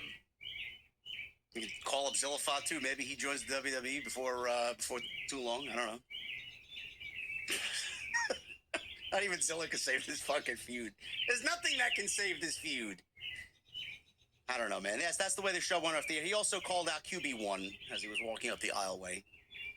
I don't know, man. I don't know where we go from here. Now, I had this feeling of deja vu when the show was over. I said, I feel like we're on an infinite loop. We're basically watching Family Guy reruns is what we're doing. No, but Family Guy reruns were like funny and entertaining though. Like, you know what I mean? Like Yeah. at least there's something to latch on to. Now we're watching Friends reruns. Well, I mean, speak for yourself. I hated Friends, man. No, that's a good comparison. I never watched Friends. Apparently you did, but I never. How could you not? They're on fucking TBS at 10 o'clock every morning. I don't like Friends. But anyway, so so that's how the show ended, and it just felt to me like, okay, we are now launching into, I guess, what, the NWO 2000 era of this story. Now we've moved on because we're trying to recreate the OG bloodline and all that made that successful. And if you think about it, Roman Reigns is the same exact person now that he was 3 or 4 years ago. Like that character. It's the same person. There's nothing different. There's no evolution. There's no change. The Usos have now regressed back to the exact role that they were in 3 or 4 years ago. Jey Uso, who was a World Heavyweight Champion, and I do recall there being a segment on Raw last year at some point with the Usos and Roman, and this is when Jey was angry at Roman, didn't want to have anything to do with him, and he said that this only works if we're equals. And so I'm looking at this, and I remember Roman, maybe about a month or two ago, told the Usos, like, I don't want you to serve me. I just want you to stand beside me. But I just keep thinking back to that segment from last year where Jey was just insistent that this only works if we're equals. And I don't know, does it really come off as if Roman sees him as an equal? Or treats him like an equal? I know he was telling Jey last night, like, go after the other belts, you know, and you could take that one and I'll have this one. Like, he was saying that, but I don't know. The Usos just sort of falling in line in terms of character development. Does this not seem like 3 or 4 steps back from where they had been? Well, yeah, I mean, I actually personally prefer them here like this instead of having Jey go out there and eat every week. I mean, I'm glad we've done away with that. Oh, sure. No, I'm not saying I want the Yeet Man back. I'm just saying, though, it just seems so lazy to me. It is lazy. I do feel like they are equal for now. I do think that what you're saying may actually be the centerpiece of the storyline because Roman's not going to be treating Jacob as an equal. And I think Jay's going to be upset because Roman did say that and he's going back on his word. So, still, that doesn't make for an interesting angle or an angle I want to see play out over the next 12 months. And the whole reason, and this, I don't know if this is a hot take or not, but the whole reason why the Bloodline was even remotely successful was because we were in the pandemic era and they had nothing to do but tell us stories verbally. And then they had that great Jey Uso Roman Reigns story come out of that. And then after that, why was the Bloodline taken into the next stratosphere? Sami Zayn. Sami Zayn. The whole genuine emotion of Sami Zayn being brought into the family dynamic and then him stabbing Roman in the back because of how he was treated. They are never in 1,000 lifetimes going to be able to repeat that with Jacob Fatu. I mentioned Sami being similar to Jacob Fatu here and then running the same rerun back. But it's more like, Jason, Jacob Fatu is in the same role he was in when he was under Solo's thumb in the MFTs. And that's not a good rerun you want to run back. I don't know why they want to do that, but I mean, where does this go from here? Is this leading to Jacob building tension and then all of a sudden becoming a babyface and breaking free and breaking out on his own? Is that what we're going on? Well, I mean, it should be. It should be building to Roman basically losing power and the Usos aligning with Jacob. And when Roman's ready to go away, they basically kick him to the curb, and Jacob assumes that spot. That should be the idea. How long it'll take to get there, I guess we'll see. Look, my hope is this: Jacob Fatu is really good. I don't think they're intentionally burying him, but yes, he is now. They shoveled some dirt on him temporarily after what we saw over the past few weeks. But you can't argue otherwise. I think they look at it as we have to break him down to build him back up. And as part of this story, in the end, it'll all be worth it, or it'll all make sense. And I certainly hope so for Jacob Fatu's sake, because he's in a worse position now than he was a month ago. So the question is, when we get the eventual payoff, will we look back at it and go, okay, in the end, it was worth it? Or would it have been better for them to go a different way with it? Because in the meantime, we're just getting what feels like more of the same. And is this going to make for really super interesting television week to week? Well, again, it just feels like we've been down this road before. Yes. Some of the faces may have changed, but they're basically running the same playbook. They are, and it's the bloodline fanatics. They're looking at us like, oh, these guys suck. What are they talking about? Just enjoy it for what it is. And it's like, you can't say anything bad about this storyline because they lose their minds. You talk about Jacob Fatu being broken down and built back up again. Now, I don't know in what way you mean that. Was this WWE basically telling everybody that the way that they built Jacob Fatu going up into WrestleMania with Cody and then with Drew was not working? That we need to build him back up again? Because he was kind of coming into his own. I mean, to me, I thought he was like partially a catchphrase merchant, but I hated that aspect of it. But was that Jacob Fatu not working for them, that they needed to break him down and build him back up again? Well, it's funny you mentioned that, because that's kind of a WWE problem. And it's not just a Jacob Fatu thing, yada mean, and then, however many other catchphrases he has. Like, they do this with everybody, dude. Like, they're doing it right now with Trick Williams. How can you not say that he hasn't become a catchphrase merchant when he comes out? Well, right? What is overly egregious about him? Well, Lemon Pepper Steppers? Well, so let me talk to you. Or not let me talk, it's LA Night. Let's talk about it. Yeah. The Lemon Pepper Steppers. And then what's the other one? There's another one that he uses. But it's almost like he has to use it every single week. Like, he has to, say the 3 or 4 things that he says have to be hit every single week, which I don't think he has to. But that's a WWE thing. They want everybody to have their thing that they do every single week so they can market it and merchandise it and all that kind of stuff. So Jacob having that's not surprising. What I mean is, I think in terms of the story, I think that's the idea that, okay, now he's at his lowest point, right? He's been beaten twice. He was forced to take a knee. He was forced to acknowledge Roman Reigns. He even said, the week before in the contract signing, he goes, if I lose, at least I know I still have a job. So his job now is to basically just stand in the background and put his finger in the air and do whatever Roman tells him to do. The idea is that they break him down with the idea that eventually, right, he'll sort of break out of this funk. And hopefully, he'll end up in a better position than the one he was in before, where maybe he even gets Roman's spot. If Roman has to take time off and disappear again, maybe Jacob will end up in that position and he'll be the leader of the bloodline. And for his sake, I hope it works out that way. And I hope that when you get there, the fans are behind him and he's over in that spot. And the fans don't look at him now differently, where it's like, it's not the same now. Because he talked all that shit for an entire month, and he just lost 2 in a row. Like, that's tough, right? That's a tough spot to be in. I just hope in the end it all works out. It's all family here, so I'm sure Roman and all them, they're going to do everything in their power to make sure that Jacob comes out of this looking good, but how long it's going to take, and, is it going to be interesting? Can they find a way to make the bloodline stuff super interesting again like it used to be? I hope so. Because we're the ones watching these shows every week. I sure hope so. Because like you said, Sammy's not there anymore. Who's going to fill that void? Maybe they can just put Sammy back in there. It'd just be like Sammy will show up one week. Hey guys, I kind of joked last night at the end of my Raw review. I said, man, Paul Heyman got speared through the barricades. They took him off TV, it seems like, for a while. Wouldn't it be something if the next time he shows up, he's not even with the Vision anymore? He's like begging Roman for a job to let him back into the bloodline, and then they can get the whole crew back together, like old times. It's like, would I even be shocked by that at this point? No, I wouldn't be.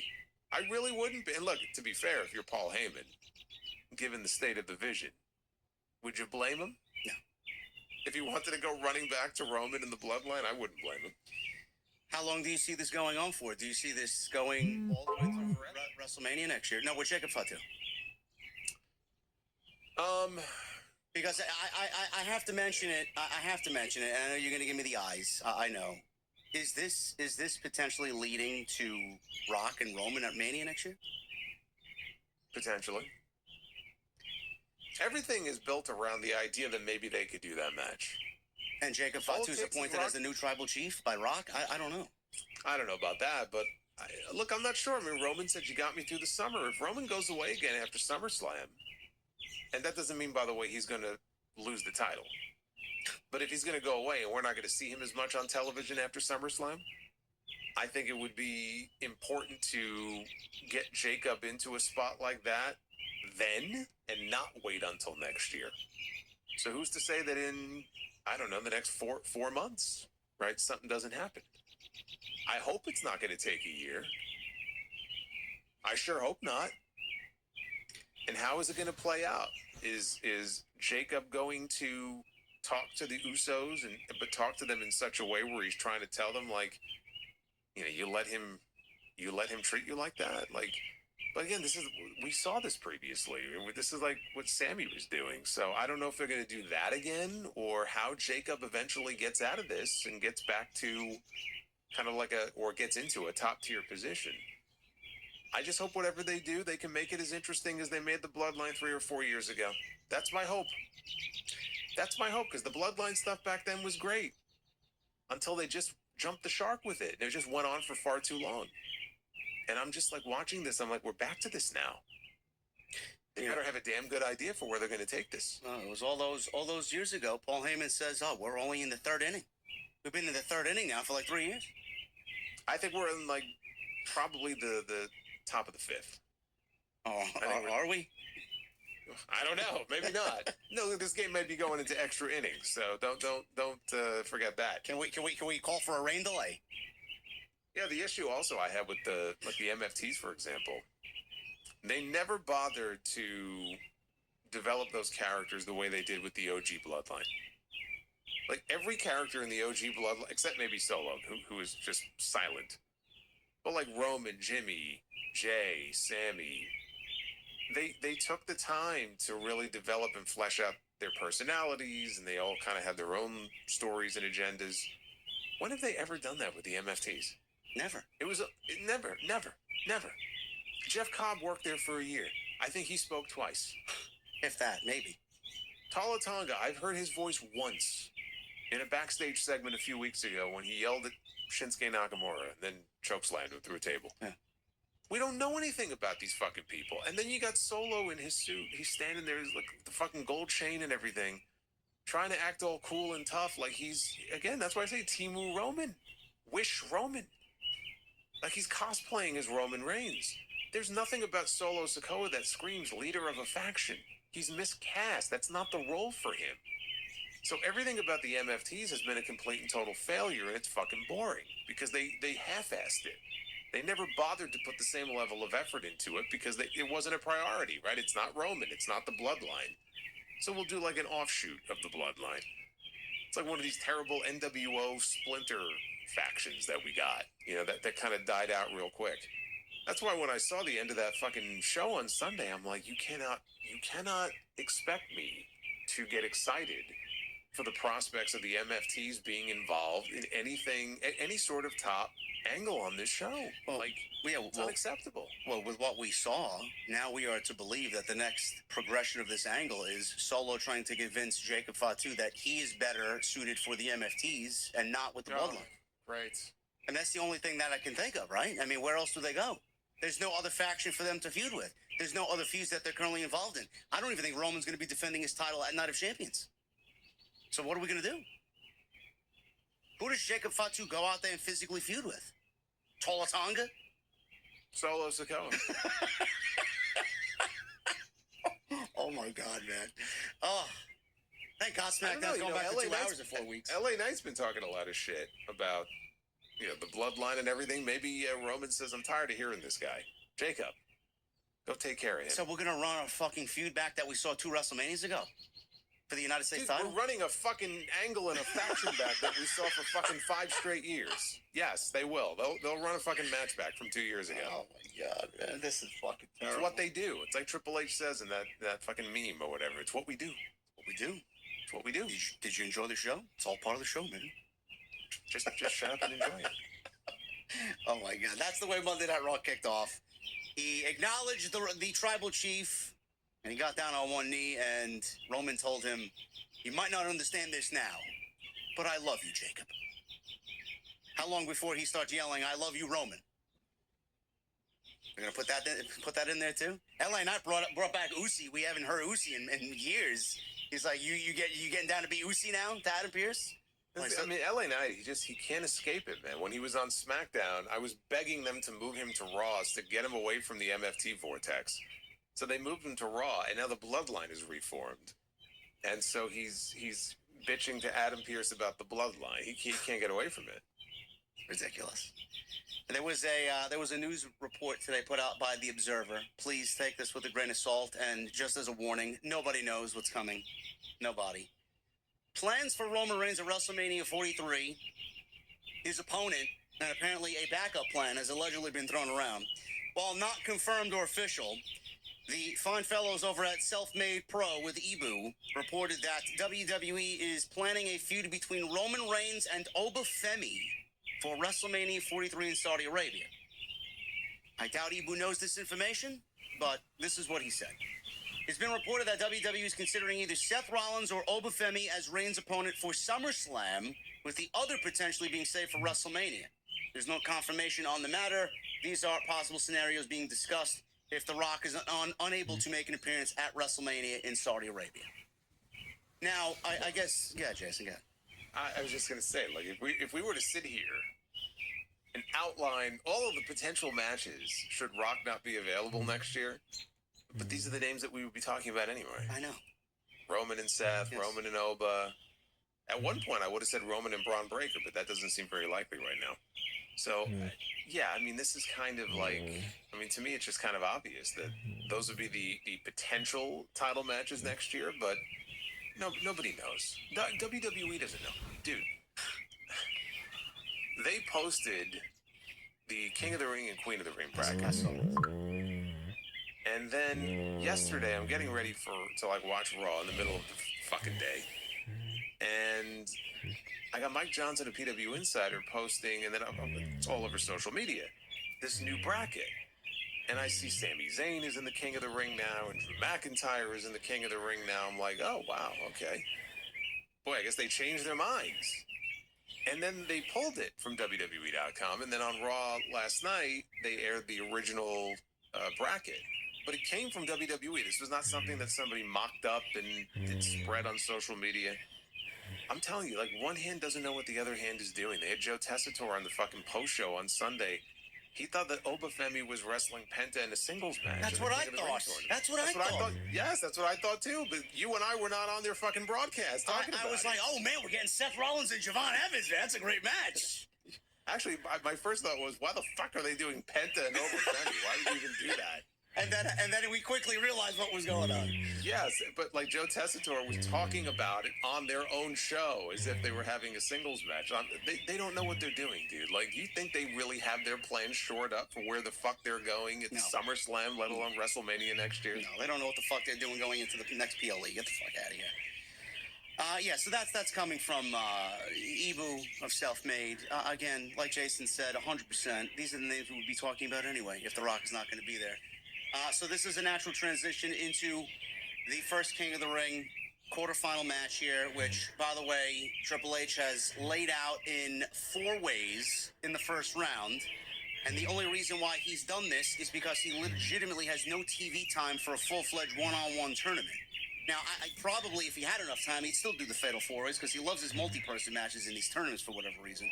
But we're going right into Night of Champions, which is only 4 weeks, and then right into Madison Square Garden for Saturday night's main event, and then literally 2 weeks after that, we're going into SummerSlam. So there's just a bunch of shows bunched together, and there's not enough time for anything to breathe. So that's why they're trying to rush through this tournament to get the finals in Saudi. So the match that he put on last night was Penta, Obafemi, Solo Sikoa, and Carmelo Hayes. Now, granted, I'm not a fan of the Fatal 4-Way. I'm assuming you're not a fan of the Fatal 4-Way concept for these tournaments either? I would rather it just be singles matches. Me too. It just feels more important that way. But the emphasis on winning and losing, it's like pulling teeth to get a fucking major name to lose in these tournaments. Tony Khan does it too. He puts just very predictable matches out there. Regardless, this was fun. For 9 minutes, this was fun. I enjoyed myself with this. And Obafemi ended up winning. He took some offense, which was nice, a little bit more humanizing of Obafemi. Solo got some offense on him. Carmelo got some offense on him. He ended up winning. It was a great spot where he just went crazy on the outside, back in the ring. He did what he had to do against Solo, pin Solo. So Oba's in the second round now, Jason. And we're looking at, and I got this pulled up here. I got the graphics pulled up on my OBS, as you guys can see there. I've been showing this on my streams as well. The second round is now Oba's. His opponent is either Dominic Mysterio, Braun Breaker, Trick Williams, or Damian Priest. Now, you look at that match, Jason, and you say, well, Damian Priest is a good chance because he's a beatable guy for Oba, but it also doesn't make a very unpredictable match. I know. Let me finish. Let me explain myself. Damian Priest, he's a guy that matches up to Oba size-wise, easy to beat, but Oba's not going to the finals. Okay, so Trick Williams is the United States champion. You don't want to beat him, and you don't want Trick Williams to hand Oba another loss. That's just ridiculous. Dominic Mysterio, nobody wants to see that. Way too easy, way too predictable. So we're looking at Braun Breaker. And Braun Breaker is the guy that stands out here. Now, apparently there was a fan-recorded footage of Braun Breaker at the hotel room in Italy, and apparently he was limping very badly. Now, according to people that, I think it was False Finish who reported this before we went live, Braun Breaker is banged up. It's not going to be detrimental to what he does next. He's going to be able to make his next appearances. So, I know that looked bad, but he is supposed to be in this second round, in this first round match. He's a pro wrestler. Yeah. He'll tape it up, and he'll be back out there. So if we go with Oba and Braun, not only is that a future WrestleMania main event, we're getting this early. I would say, with Braun Breaker losing to Seth Rollins in the main event on Monday night last night, that him getting a win in this match is a good way to get him back on track, and he wrestles Obafemi in the second round. Now, going back to what we talked about with Brock Lesnar, and Brock Lesnar beating Oba, it would have made a lot more sense if this is the current direction for Brock Lesnar to lose to Oba. So if Brock was to actually interfere in this match, which we both are predicting happens, it would make more sense for Brock to cost Oba. Now that Brock beat Oba at Clash in Italy, what would possess him to come out and screw Oba in this match, Jason, if our theory here is correct and Oba's going to lose to Braun Breaker and it's going to be because of Brock Lesnar? Just for shits and giggles. Because he does whatever he wants. Because he can. They don't even have to explain it. I mean, they had the chance to do it the other way, and they opted not to. So they had Oba cut a promo on him last night that wasn't terribly inflammatory. He just pointed out that, you told me, how would I be able to withstand the beast? And I'm still here standing, and I have one, you have one, and you and I are going to meet down the road. So he didn't say anything terribly out of pocket. Brock did win the match. I guess Brock would just do it for shits and giggles, I guess. Fuck if I know. It would have made a lot more sense, though, had he lost that match on Sunday, and he would have been incensed. Sure. Looking for revenge. And how better to get revenge than to cost this man the opportunity to challenge for the World Championship at SummerSlam? Yeah, I mean, that speaks for itself. Maybe they'll use the Paul Heyman aspect where he got kind of barricaded, the spear through the barricade. He's going to be out, you would think, for a couple of weeks, several weeks. Maybe Heyman's not going to be there in Braun Breaker's corner. Maybe he calls in a favor because he can't be there, and that favor is Brock Lesnar. and Brock Lesnar's the assist that Braun Breaker needs. I don't know. I don't know. I'm sticking with that, and I'm going Breaker in the finals. And if you guys see the other side of the bracket, which is clear as day, you got Rollins, Evans, Tola Tonga, which is confirmed. They announced this on the show last night. So whatever Jason mentioned before about Sami Zayn being in this spot, he's not in this match. Tola Tonga.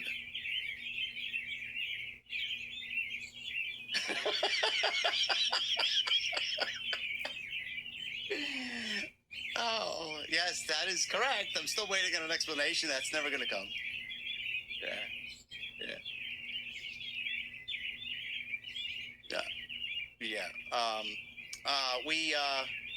Actually, I don't have you queued up here. Let me go back to this here. Nobody, like a fucking dumbass, I'm a fucking new streamer here. Nobody heard Jason say anything there. So I don't have your audio source in that graphic. Sorry, newbie streamer over here. Seth Rollins, Jason is going to win that quarterfinal match, and then I'm assuming the opponent for Seth Rollins will be LA Knight. I'm assuming LA Knight's going to advance because I mean he has to. I don't know why they would feature him the way that he has, and then he's had that interaction with Seth Rollins a couple weeks ago and not feature him in the semifinals. Jey Uso's going to win. You think Jey and Seth Rollins are going to be the semifinal match? Sure. Dude, Roman told Jey on the show last night, like, you got to win King of the Ring. Like, that, there's another belt.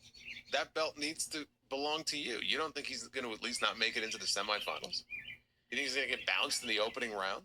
Man, I must be delusional or just really feeling bad for LA Knight here, man. I don't know. He's going to lose because of how? Just because? Because he's not Samoan. Pretty simple. Really? They're not even going to tease LA Knight fans anymore with a King of the Ring. Just bounce him out in the first round.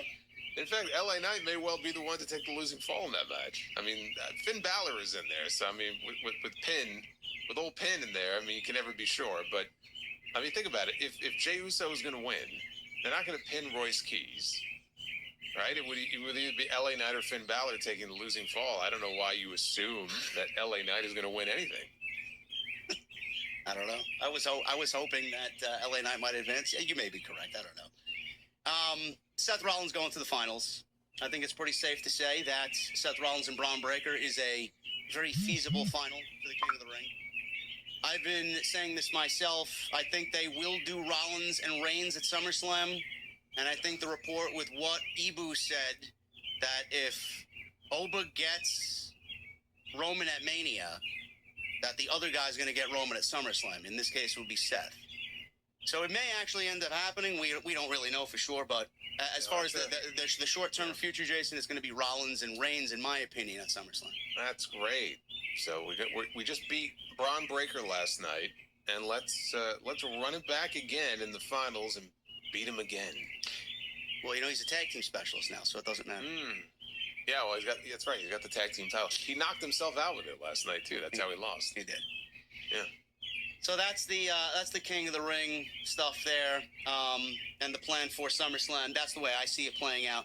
Now, I do have a theory about this Oba and Lesnar situation, and we talked about Brock beating Oba at Clash in Italy. We theorized that Brock is going to come and screw Oba out of his semifinal match against Braun Breaker. Where does this third match take place? Because we do have Night of Champions. I don't think it happens there. We have Saturday night's main event at Madison Square Garden. I don't think it happens there. I think we wait till SummerSlam because it's in Minneapolis and they put a really big aspect on Minneapolis. But it's a long time in between that third match. So how do we get there? What's the bridge there? Yeah, well, I mean, but so what though? I mean, it's Brock. Like, Brock routinely disappears and then reappears after a certain period of time. So when, like, to me, it's the beginning of August too. It's not like it's the end of the month. Yeah, literally the first 2 days of August is SummerSlam. So it's not that big of a leap. I mean, it's already the beginning of June. It's only 2 months away. So it's not that big of a leap to think that they would wait until SummerSlam to do the match. And, in the meantime, if they want to put somebody else in there with Oba, maybe in a Saturday night's main event match, like a warm-up type match or whatever, that's fine. But it's not that big of a leap to think that they would hold off until SummerSlam, because Brock is going to be at SummerSlam. Like, they're not going to not have him on a 2-night SummerSlam in Minneapolis. they don't have enough time to set him up for anybody else. The only opponent that even makes sense for him for that show would be the guy that he's been feuding with since WrestleMania. Yeah, there is a report that Lesnar is going to have more dates following Clash in Italy. He will be featured. This is according to, let's see, per the report, this is Brock Lesnar's Clash in WrestleVotes. WrestleVotes reported that Lesnar will have more dates following Clash in Italy, so he will be kind of hanging around television. Let me know what you think of this. I pitched this last night, and I did this as well on Sunday when I covered Clash in Italy. If Lesnar does cost Oba this match against Braun Breaker, and our theory is correct, and they want to do something in the interim before we get to SummerSlam, what about doing, for a big Madison Square Garden main event, we do Brock teaming with Braun, Heyman will be back by that point, against Rollins and Oba in the main event. You don't like that? I don't see him doing it. No? No. When have they ever used Brock in that way? Him being in War Games was very weird because we've never seen him team with anybody in the last, like, fucking, I don't know, 15 years. I can't imagine them just putting Brock Lesnar in a tag team match. It's just that it doesn't feel like something they would do. I was trying to come up to think about how we get from where we got in Italy. They're very cautious with his dates in terms of the actual matches they put him in. I don't see them doing it. I can't imagine them doing that. All right, we'll see. That's what I had thrown out there. What we do with Oba in the meantime after this semifinal match and what we are thinking plays out. I mean, I don't know. It's up to WWE. I don't know what they do. Yeah, we'll see. As far as the King and Queen of the Ring, I mean, it appears that they have introduced a little wrinkle into it that we haven't seen before, which is that the winner can choose the champion they want to face. I was told that it was brand specific. That's what it's always been, but you had Roman telling Jay, like, look, there's another belt. Go after that belt, win King of the Ring. Yeah. They're on different brands. So, yeah. I mean, unless Roman doesn't know the rules of the fucking tournament, it would seem to me like it. Again, maybe Roman's got the power to change the rules. So maybe he's changed the rules himself. It only applies to the members of the bloodline. Well, then if that's the case, then my whole opinion on the women's tournament changes completely. I'm just saying, based on that one segment last night, it appears that may be a change this year. They haven't said that on commentary, but Roman, I mean, he made it very clear. We'll see. If Rollins wins, he's going after Roman anyway, so it'll still end up being brand specific. But I hope that they did make that small change. That's a nice change, and it should be. If you win the Rumble, you could challenge for a championship. I don't know why it would be different here, especially if both brands are. And I think it's that way now with Money in the Bank too. Yeah. So I don't know why the King of the Ring would be different. Just a small note here: Balor is in the tournament. If you guys noticed on the graphic I pulled up earlier, there is a blue ring around him and his graphic.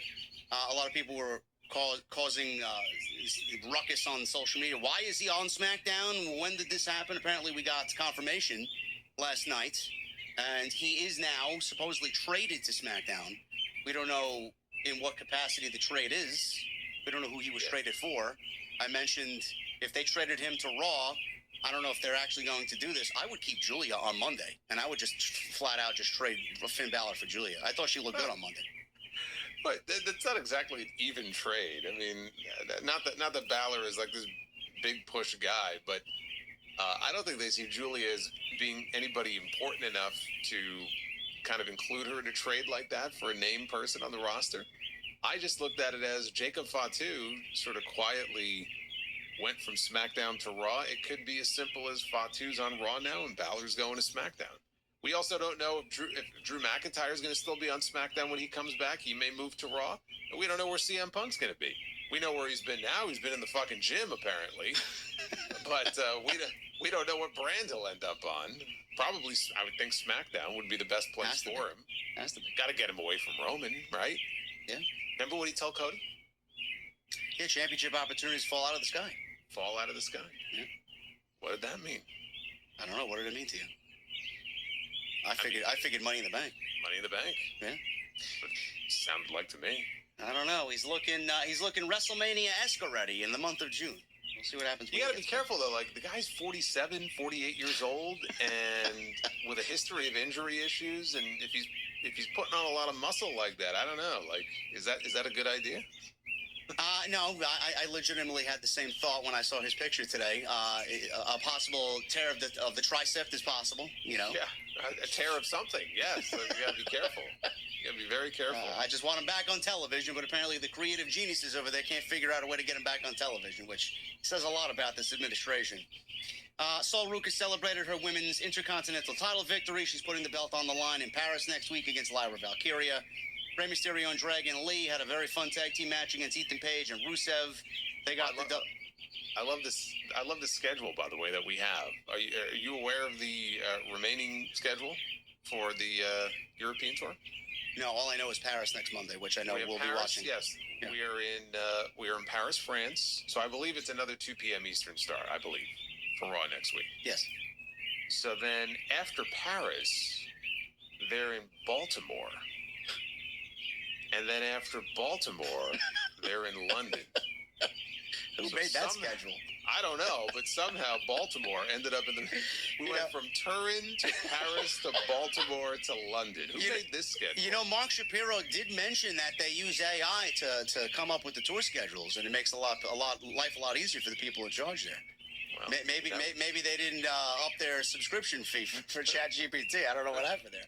Is there a country that sounds like Baltimore that maybe it mistook for something else and it ended up being Baltimore? I don't know, but it's quite the detail. Where are they this Friday? They're in Italy. They're in Bologna. Oh, man. I'm talking. This is just Raw that I'm talking about. So the next few weeks of Raw. Yeah, Raw is in Paris, and then Baltimore, and then London. I don't know where SmackDown is, but SmackDown this Friday is in Italy still. You see, I don't know how other people feel. I don't mind watching Raw at 2 p.m. I will not watch SmackDown at 2 p.m. No. I don't know what. Free up your Friday nights. Well, I mean, I freed up my Monday and I fell asleep at 1 o'clock, which normally is 4 a.m. I don't know if I have it in me, man, to watch SmackDown at 2 o'clock in the afternoon for 3 hours. Yeah, it's tough. It is tough. I don't know. I might have to man it up because a free Friday night's getting done by 7:30, 8 o'clock, and just having that night free to do nothing. I don't know. I'll see. That's why I guess we saw, what's his name, Matt Cardona having lobster for breakfast this morning on Instagram. That's what I saw. Living the life, man. Anyway, lobster for breakfast. Yeah, he's still in Italy, so now I know why they're in Bologna. Rey Mysterio, Dragon Lee beat Rusev and Ethan Page. Very fun there. Penta is getting his match with Rey Mysterio. I'm assuming Adam Pearce is going to set that up for Night of Champions. It's the only place that makes sense. Queen of the Ring. We got another fatal four-way here. This was Io, Roxanne, Julia, and Lash Legend. Now, I have the graphic here. Let me make sure Jason's audio's coming in here. So I want to add him. Hold on. Yeah, say something. Actually, wait a minute. No, I don't have you added. Hold on. Audio output. There you are. Okay. Now, Jason. Now you can hear Jason. Okay. Finally, I'm no longer silenced. No.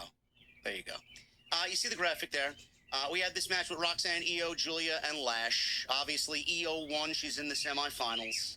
We will stay on the right side. We got Bailey, Raquel, JC Jane, and Kiana James, Jason. I think I know who you're going with. I went with JC. Are you feeling the same there? I would like for it to be JC. I mean, I wouldn't hate it if it was Kiana, but I tend to lean towards JC in that match. Okay. So we're going to go JC Jane. Yeah, because look, I mean, you're looking at this bracket. To me, like, Io and Bailey, it's been done. Yeah. Don't want to see it.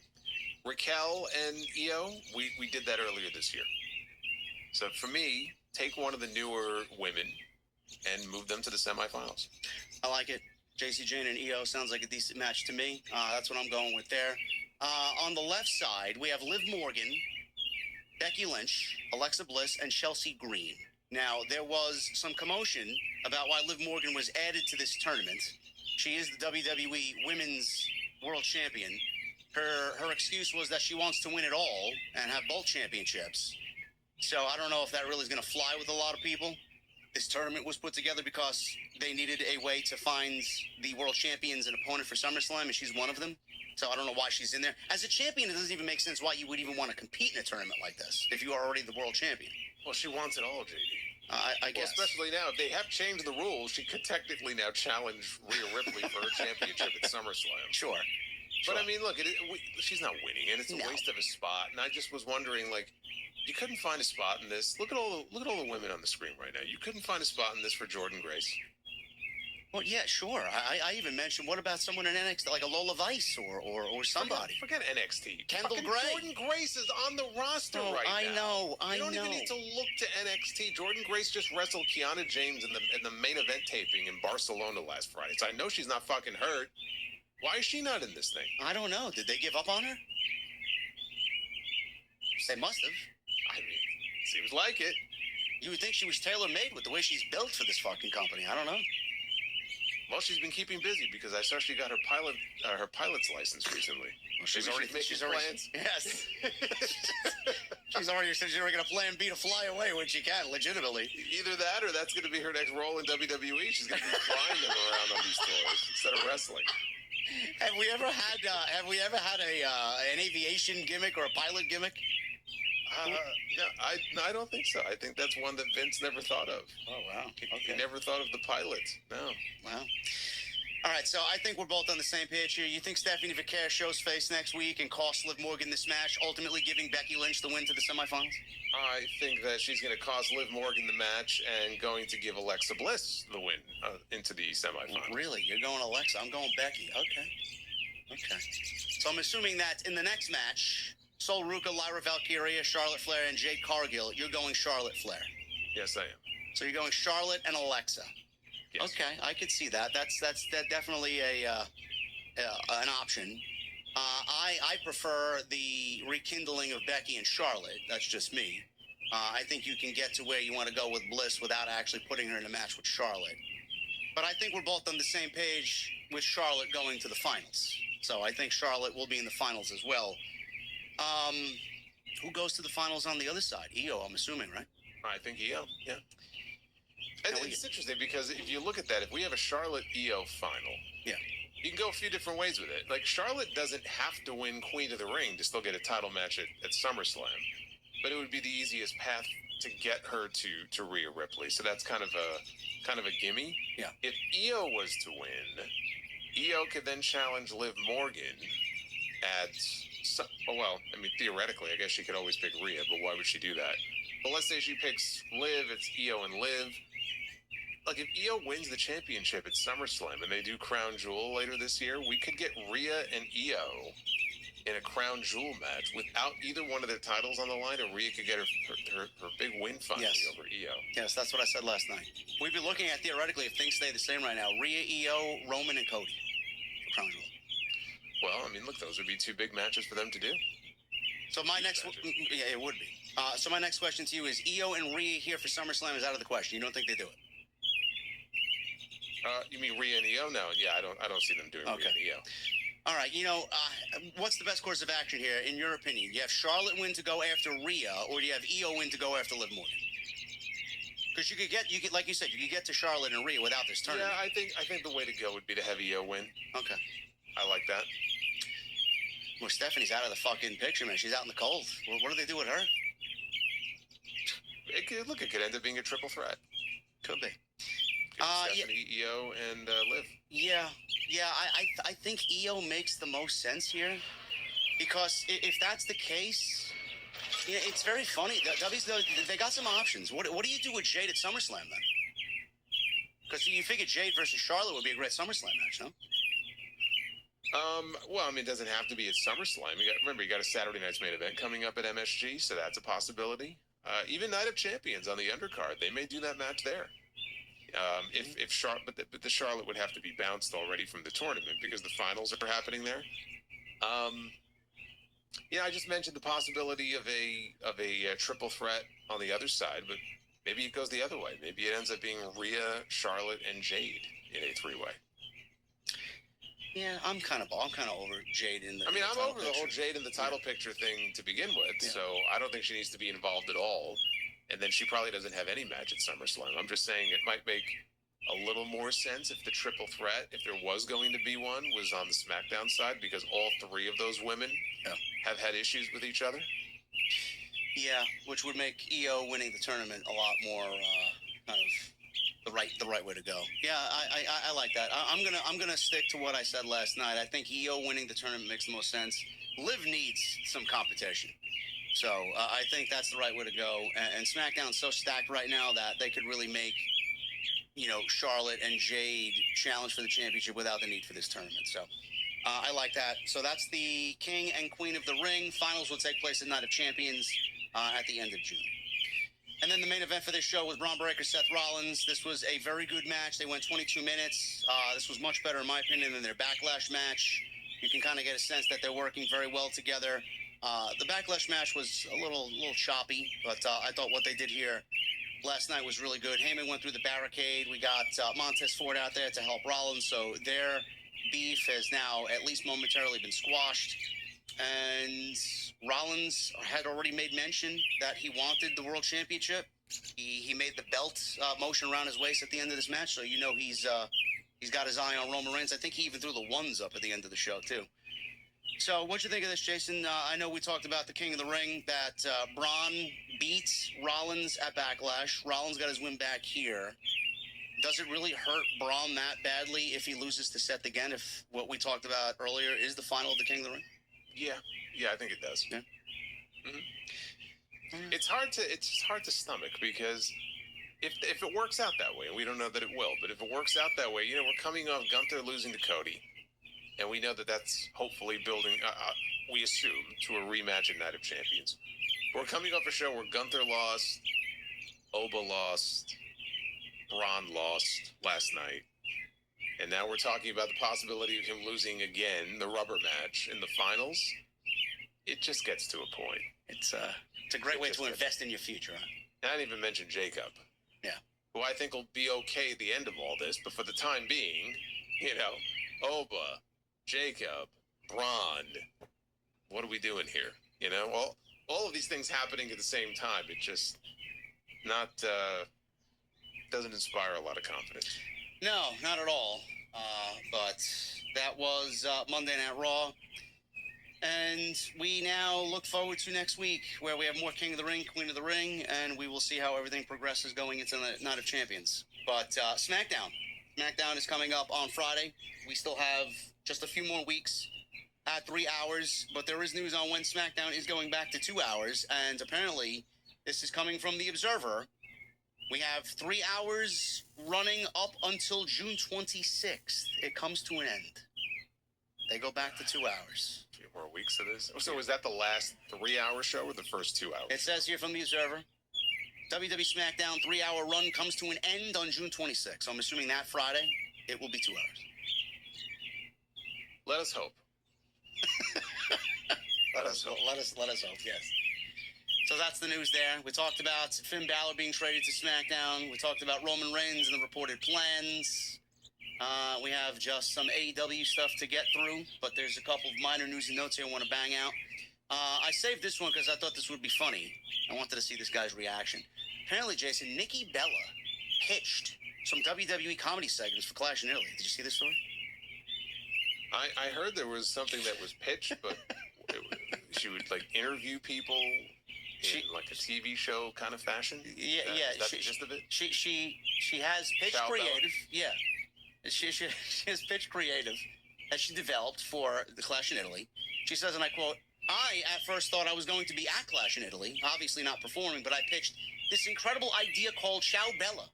I was like, hey guys, I would love to do this, whether it's pre-show or we do those fun promo commercial things for the PLE, just make it social, whatever." So she says, I'd have these different moments with WWE superstars. So, there would be a moment where I'm on the Italian scooter with Danhausen and his scarf is flying in my face, and then it cuts to having a moment with Brie and Paige having an Aperol Spritz with the tag team champions. And then I'm on a gondola ride with Gunther, and he's just staring straight being Gunther. And then the gondolier is another WWE superstar that's either giving me the looks or he's someone that hates Gunther. And then I have this... I gotta stop you there. This sounds like she had a very vivid dream and just woke up and just wrote it all down. What is the point of this? I guess is my question. It gets better though. Listen, and then I have this other moment where Oba and I are getting gelato and trying to attempt a selfie with him, and obviously the height difference. And then the Judgment Day comes and slaps our gelato out of our hands. And this is my ending segment. I'm walking down the street, and they keep going, ciao Bella, because they do that in Italy. And then I take a pause, and I go, oh, my God, I'm so famous here. But obviously it's because they call everyone Bella. But I think it's because I'm Nikki Bella. So it was cute, and they all loved it, but then it eventually fell through. No, okay, I'm going to break it to you. They didn't love it. They didn't love it. They indulged you and pretended that they did, and then obviously she never got that call back because we did not get Ciao Bella. This all sounds like, forget the dream. This sounds like an acid trip is what this sounds like. How much wine has she been drinking in her absence here as she recovers? Well, don't they have a winery? Don't they have their own wine? I mean, something in Napa Valley, I think, right? They have. I mean, why not? I mean, that's... Gelato with Obafemi. Sounds like a good deal, huh? Oh, sure, yeah, to go from losing to Brock Lesnar to having gelato with Nikki Bella. That sounds great. Yeah, thank God we didn't get that. We got enough problems as it is, man. So we definitely were saved with that one. I had people reach out to me in regards to this, and they were like, man, I don't believe you didn't talk about this with Jason last week on TNT. I'm like, all right, I'll briefly mention it here. What did this sound ridiculous, man? I don't know if you talked about this on your end. I didn't listen to your show. Have you talked about this NWO revival in the pandemic era back in 2020? I talked about it on Uncrowned today. I did mention it. Let's listen to this. Apparently, there was a WWE writer that came out and unveiled plans, supposedly, that fell through. Do you guys remember the Thunderdome? Really tough TV to do there. So a lot of ideas were thrown against the wall. It was discussed at one point bringing back the NWO in 2020. This is former WWE writer Chris Dunn who says this. He said this on the Public Enemies podcast. The pitch was for Sheamus, Cesaro, Shinsuke Nakamura, and Lars Sullivan to be a part of the new NWO. He says it was really close to happening. I forget which legendary NWO member was supposed to fly into Orlando to introduce this new NWO. Horace Hogan was going to fly into Orlando to introduce this shit. But essentially, they landed and they didn't pass a COVID test. That's why they didn't show up. Yeah, they didn't pass. They intentionally infected themselves with COVID once they found out what the idea was, so they could get out of doing it. And then all of a sudden, Ciao Bella doesn't sound like such a terrible idea. No. Apparently, Eric Bischoff shut this down. He says it could just be silly internet stupid shit. He says publicly that Bischoff now publicly pushed back on the story. Sean Waltman reached out to me and said, "Hey, did you ever hear anything about this? I never heard anything about that, and neither did Kevin Nash." So the three surviving members of the NWO knew nothing about it. It seems very unlikely. It could just be silly internet stupid shit. Well, at the time, there were two other living members of the OG NWO, one of which I know he's local in Florida, that being Hogan. And I'm sure, they flashed enough money at him and, maybe he would have done it. Look, this is coming not from the internet. This is coming from a fucking writer who worked for the company during that period of time. So, Bischoff, somebody should clue him in about where this is coming from.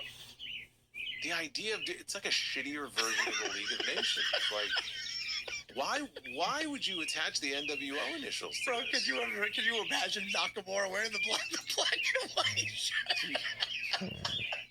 Well, didn't oh my God. Who was from New Japan?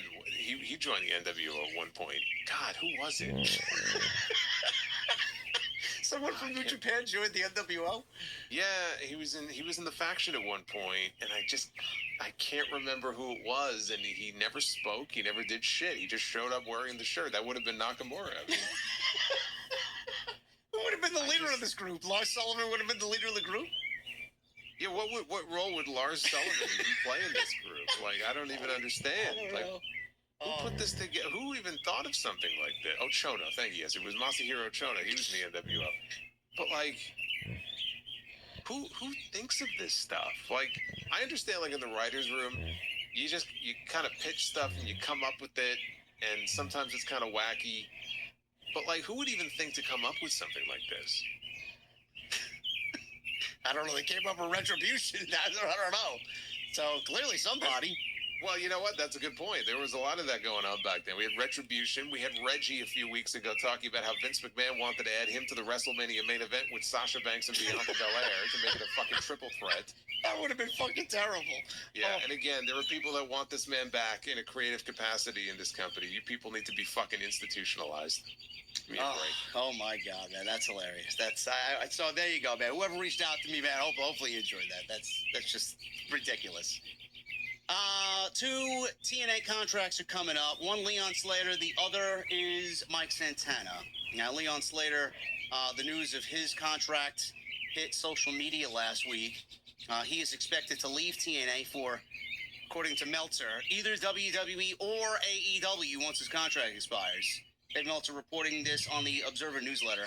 Per Meltzer, Cedric Alexander beat Leon Slater to win the X Division title in a 2 out of 3 falls match on the 5/14 live show from Sacramento. So Slater ended up tied with Austin Aries for the longest X title run in TNA at 298 days. A lot of people were mad about them not letting him break the record, which is fucking ridiculous. But the belief is Slater is gone to WWE or AEW and his contract is up. I think it's pretty safe to say, Jason, with him kind of making those appearances for NXT and then obviously being on the John Cena show at Saturday Night's Main Event on the 13th last year in that tag team match with AJ, it's pretty safe to say he's going to land in WWE, right? Well, first of all, I have to. I think it's important to correct the report, which is that they didn't want him to break the record because he may be leaving to go to WWE or AEW. So let's fix that. They didn't want him to break the record because he might go to AEW. Because why would they give a shit if he was going to WWE? Like, there has to be the expectation that pretty much all of these guys are going to have a pathway to WWE, and they're going to take the first opportunity they get to leave and go to WWE. I don't see why that would bother them, especially if he were to come in and they could like bill him on WWE television as like the longest reigning X Division champion of all time. So if they believe that there was even a chance of him not going to WWE and going somewhere else, that's the reason why they didn't want it to break the record. Okay, so that's number one. Number two, if you would have asked me this question a few months ago, I would have said, 100% guaranteed. Now I think that there's still a very likely chance he'll go to WWE. I tend to lean in the other direction right now, and I feel like it might be better for him to go to AEW. And I understand, like, there's a lot of guys who work that style in that company and all that, but that's also part of the reason why I think it would be, kind of cool to see him there, because the quality of the matches that he would have would be vastly better at the moment if he were to go to AEW than if he went to WWE. Probably would just stick him in NXT. And I feel like he's 21 years old. I feel like he's going to end up in WWE no matter what. Like, if he wanted to go to AEW first and be there for 2 or 3 years and then go to WWE, he's still 24 years old. Think of all the people that he would be able to work with right now at a time in WWE where I don't have the full faith and trust that they would actually be doing with him what they should be doing or using him to his full potential. That's what makes me think maybe the grass isn't greener there. Maybe there is something to the idea of him not going there right away and going somewhere else before he goes there. Yeah, I mean, you're not wrong. I don't feel as rock solid about it as I would have, like, when we saw him on Saturday Night's Main Event. Yeah. It's like, oh, of course. Like Mike Santana.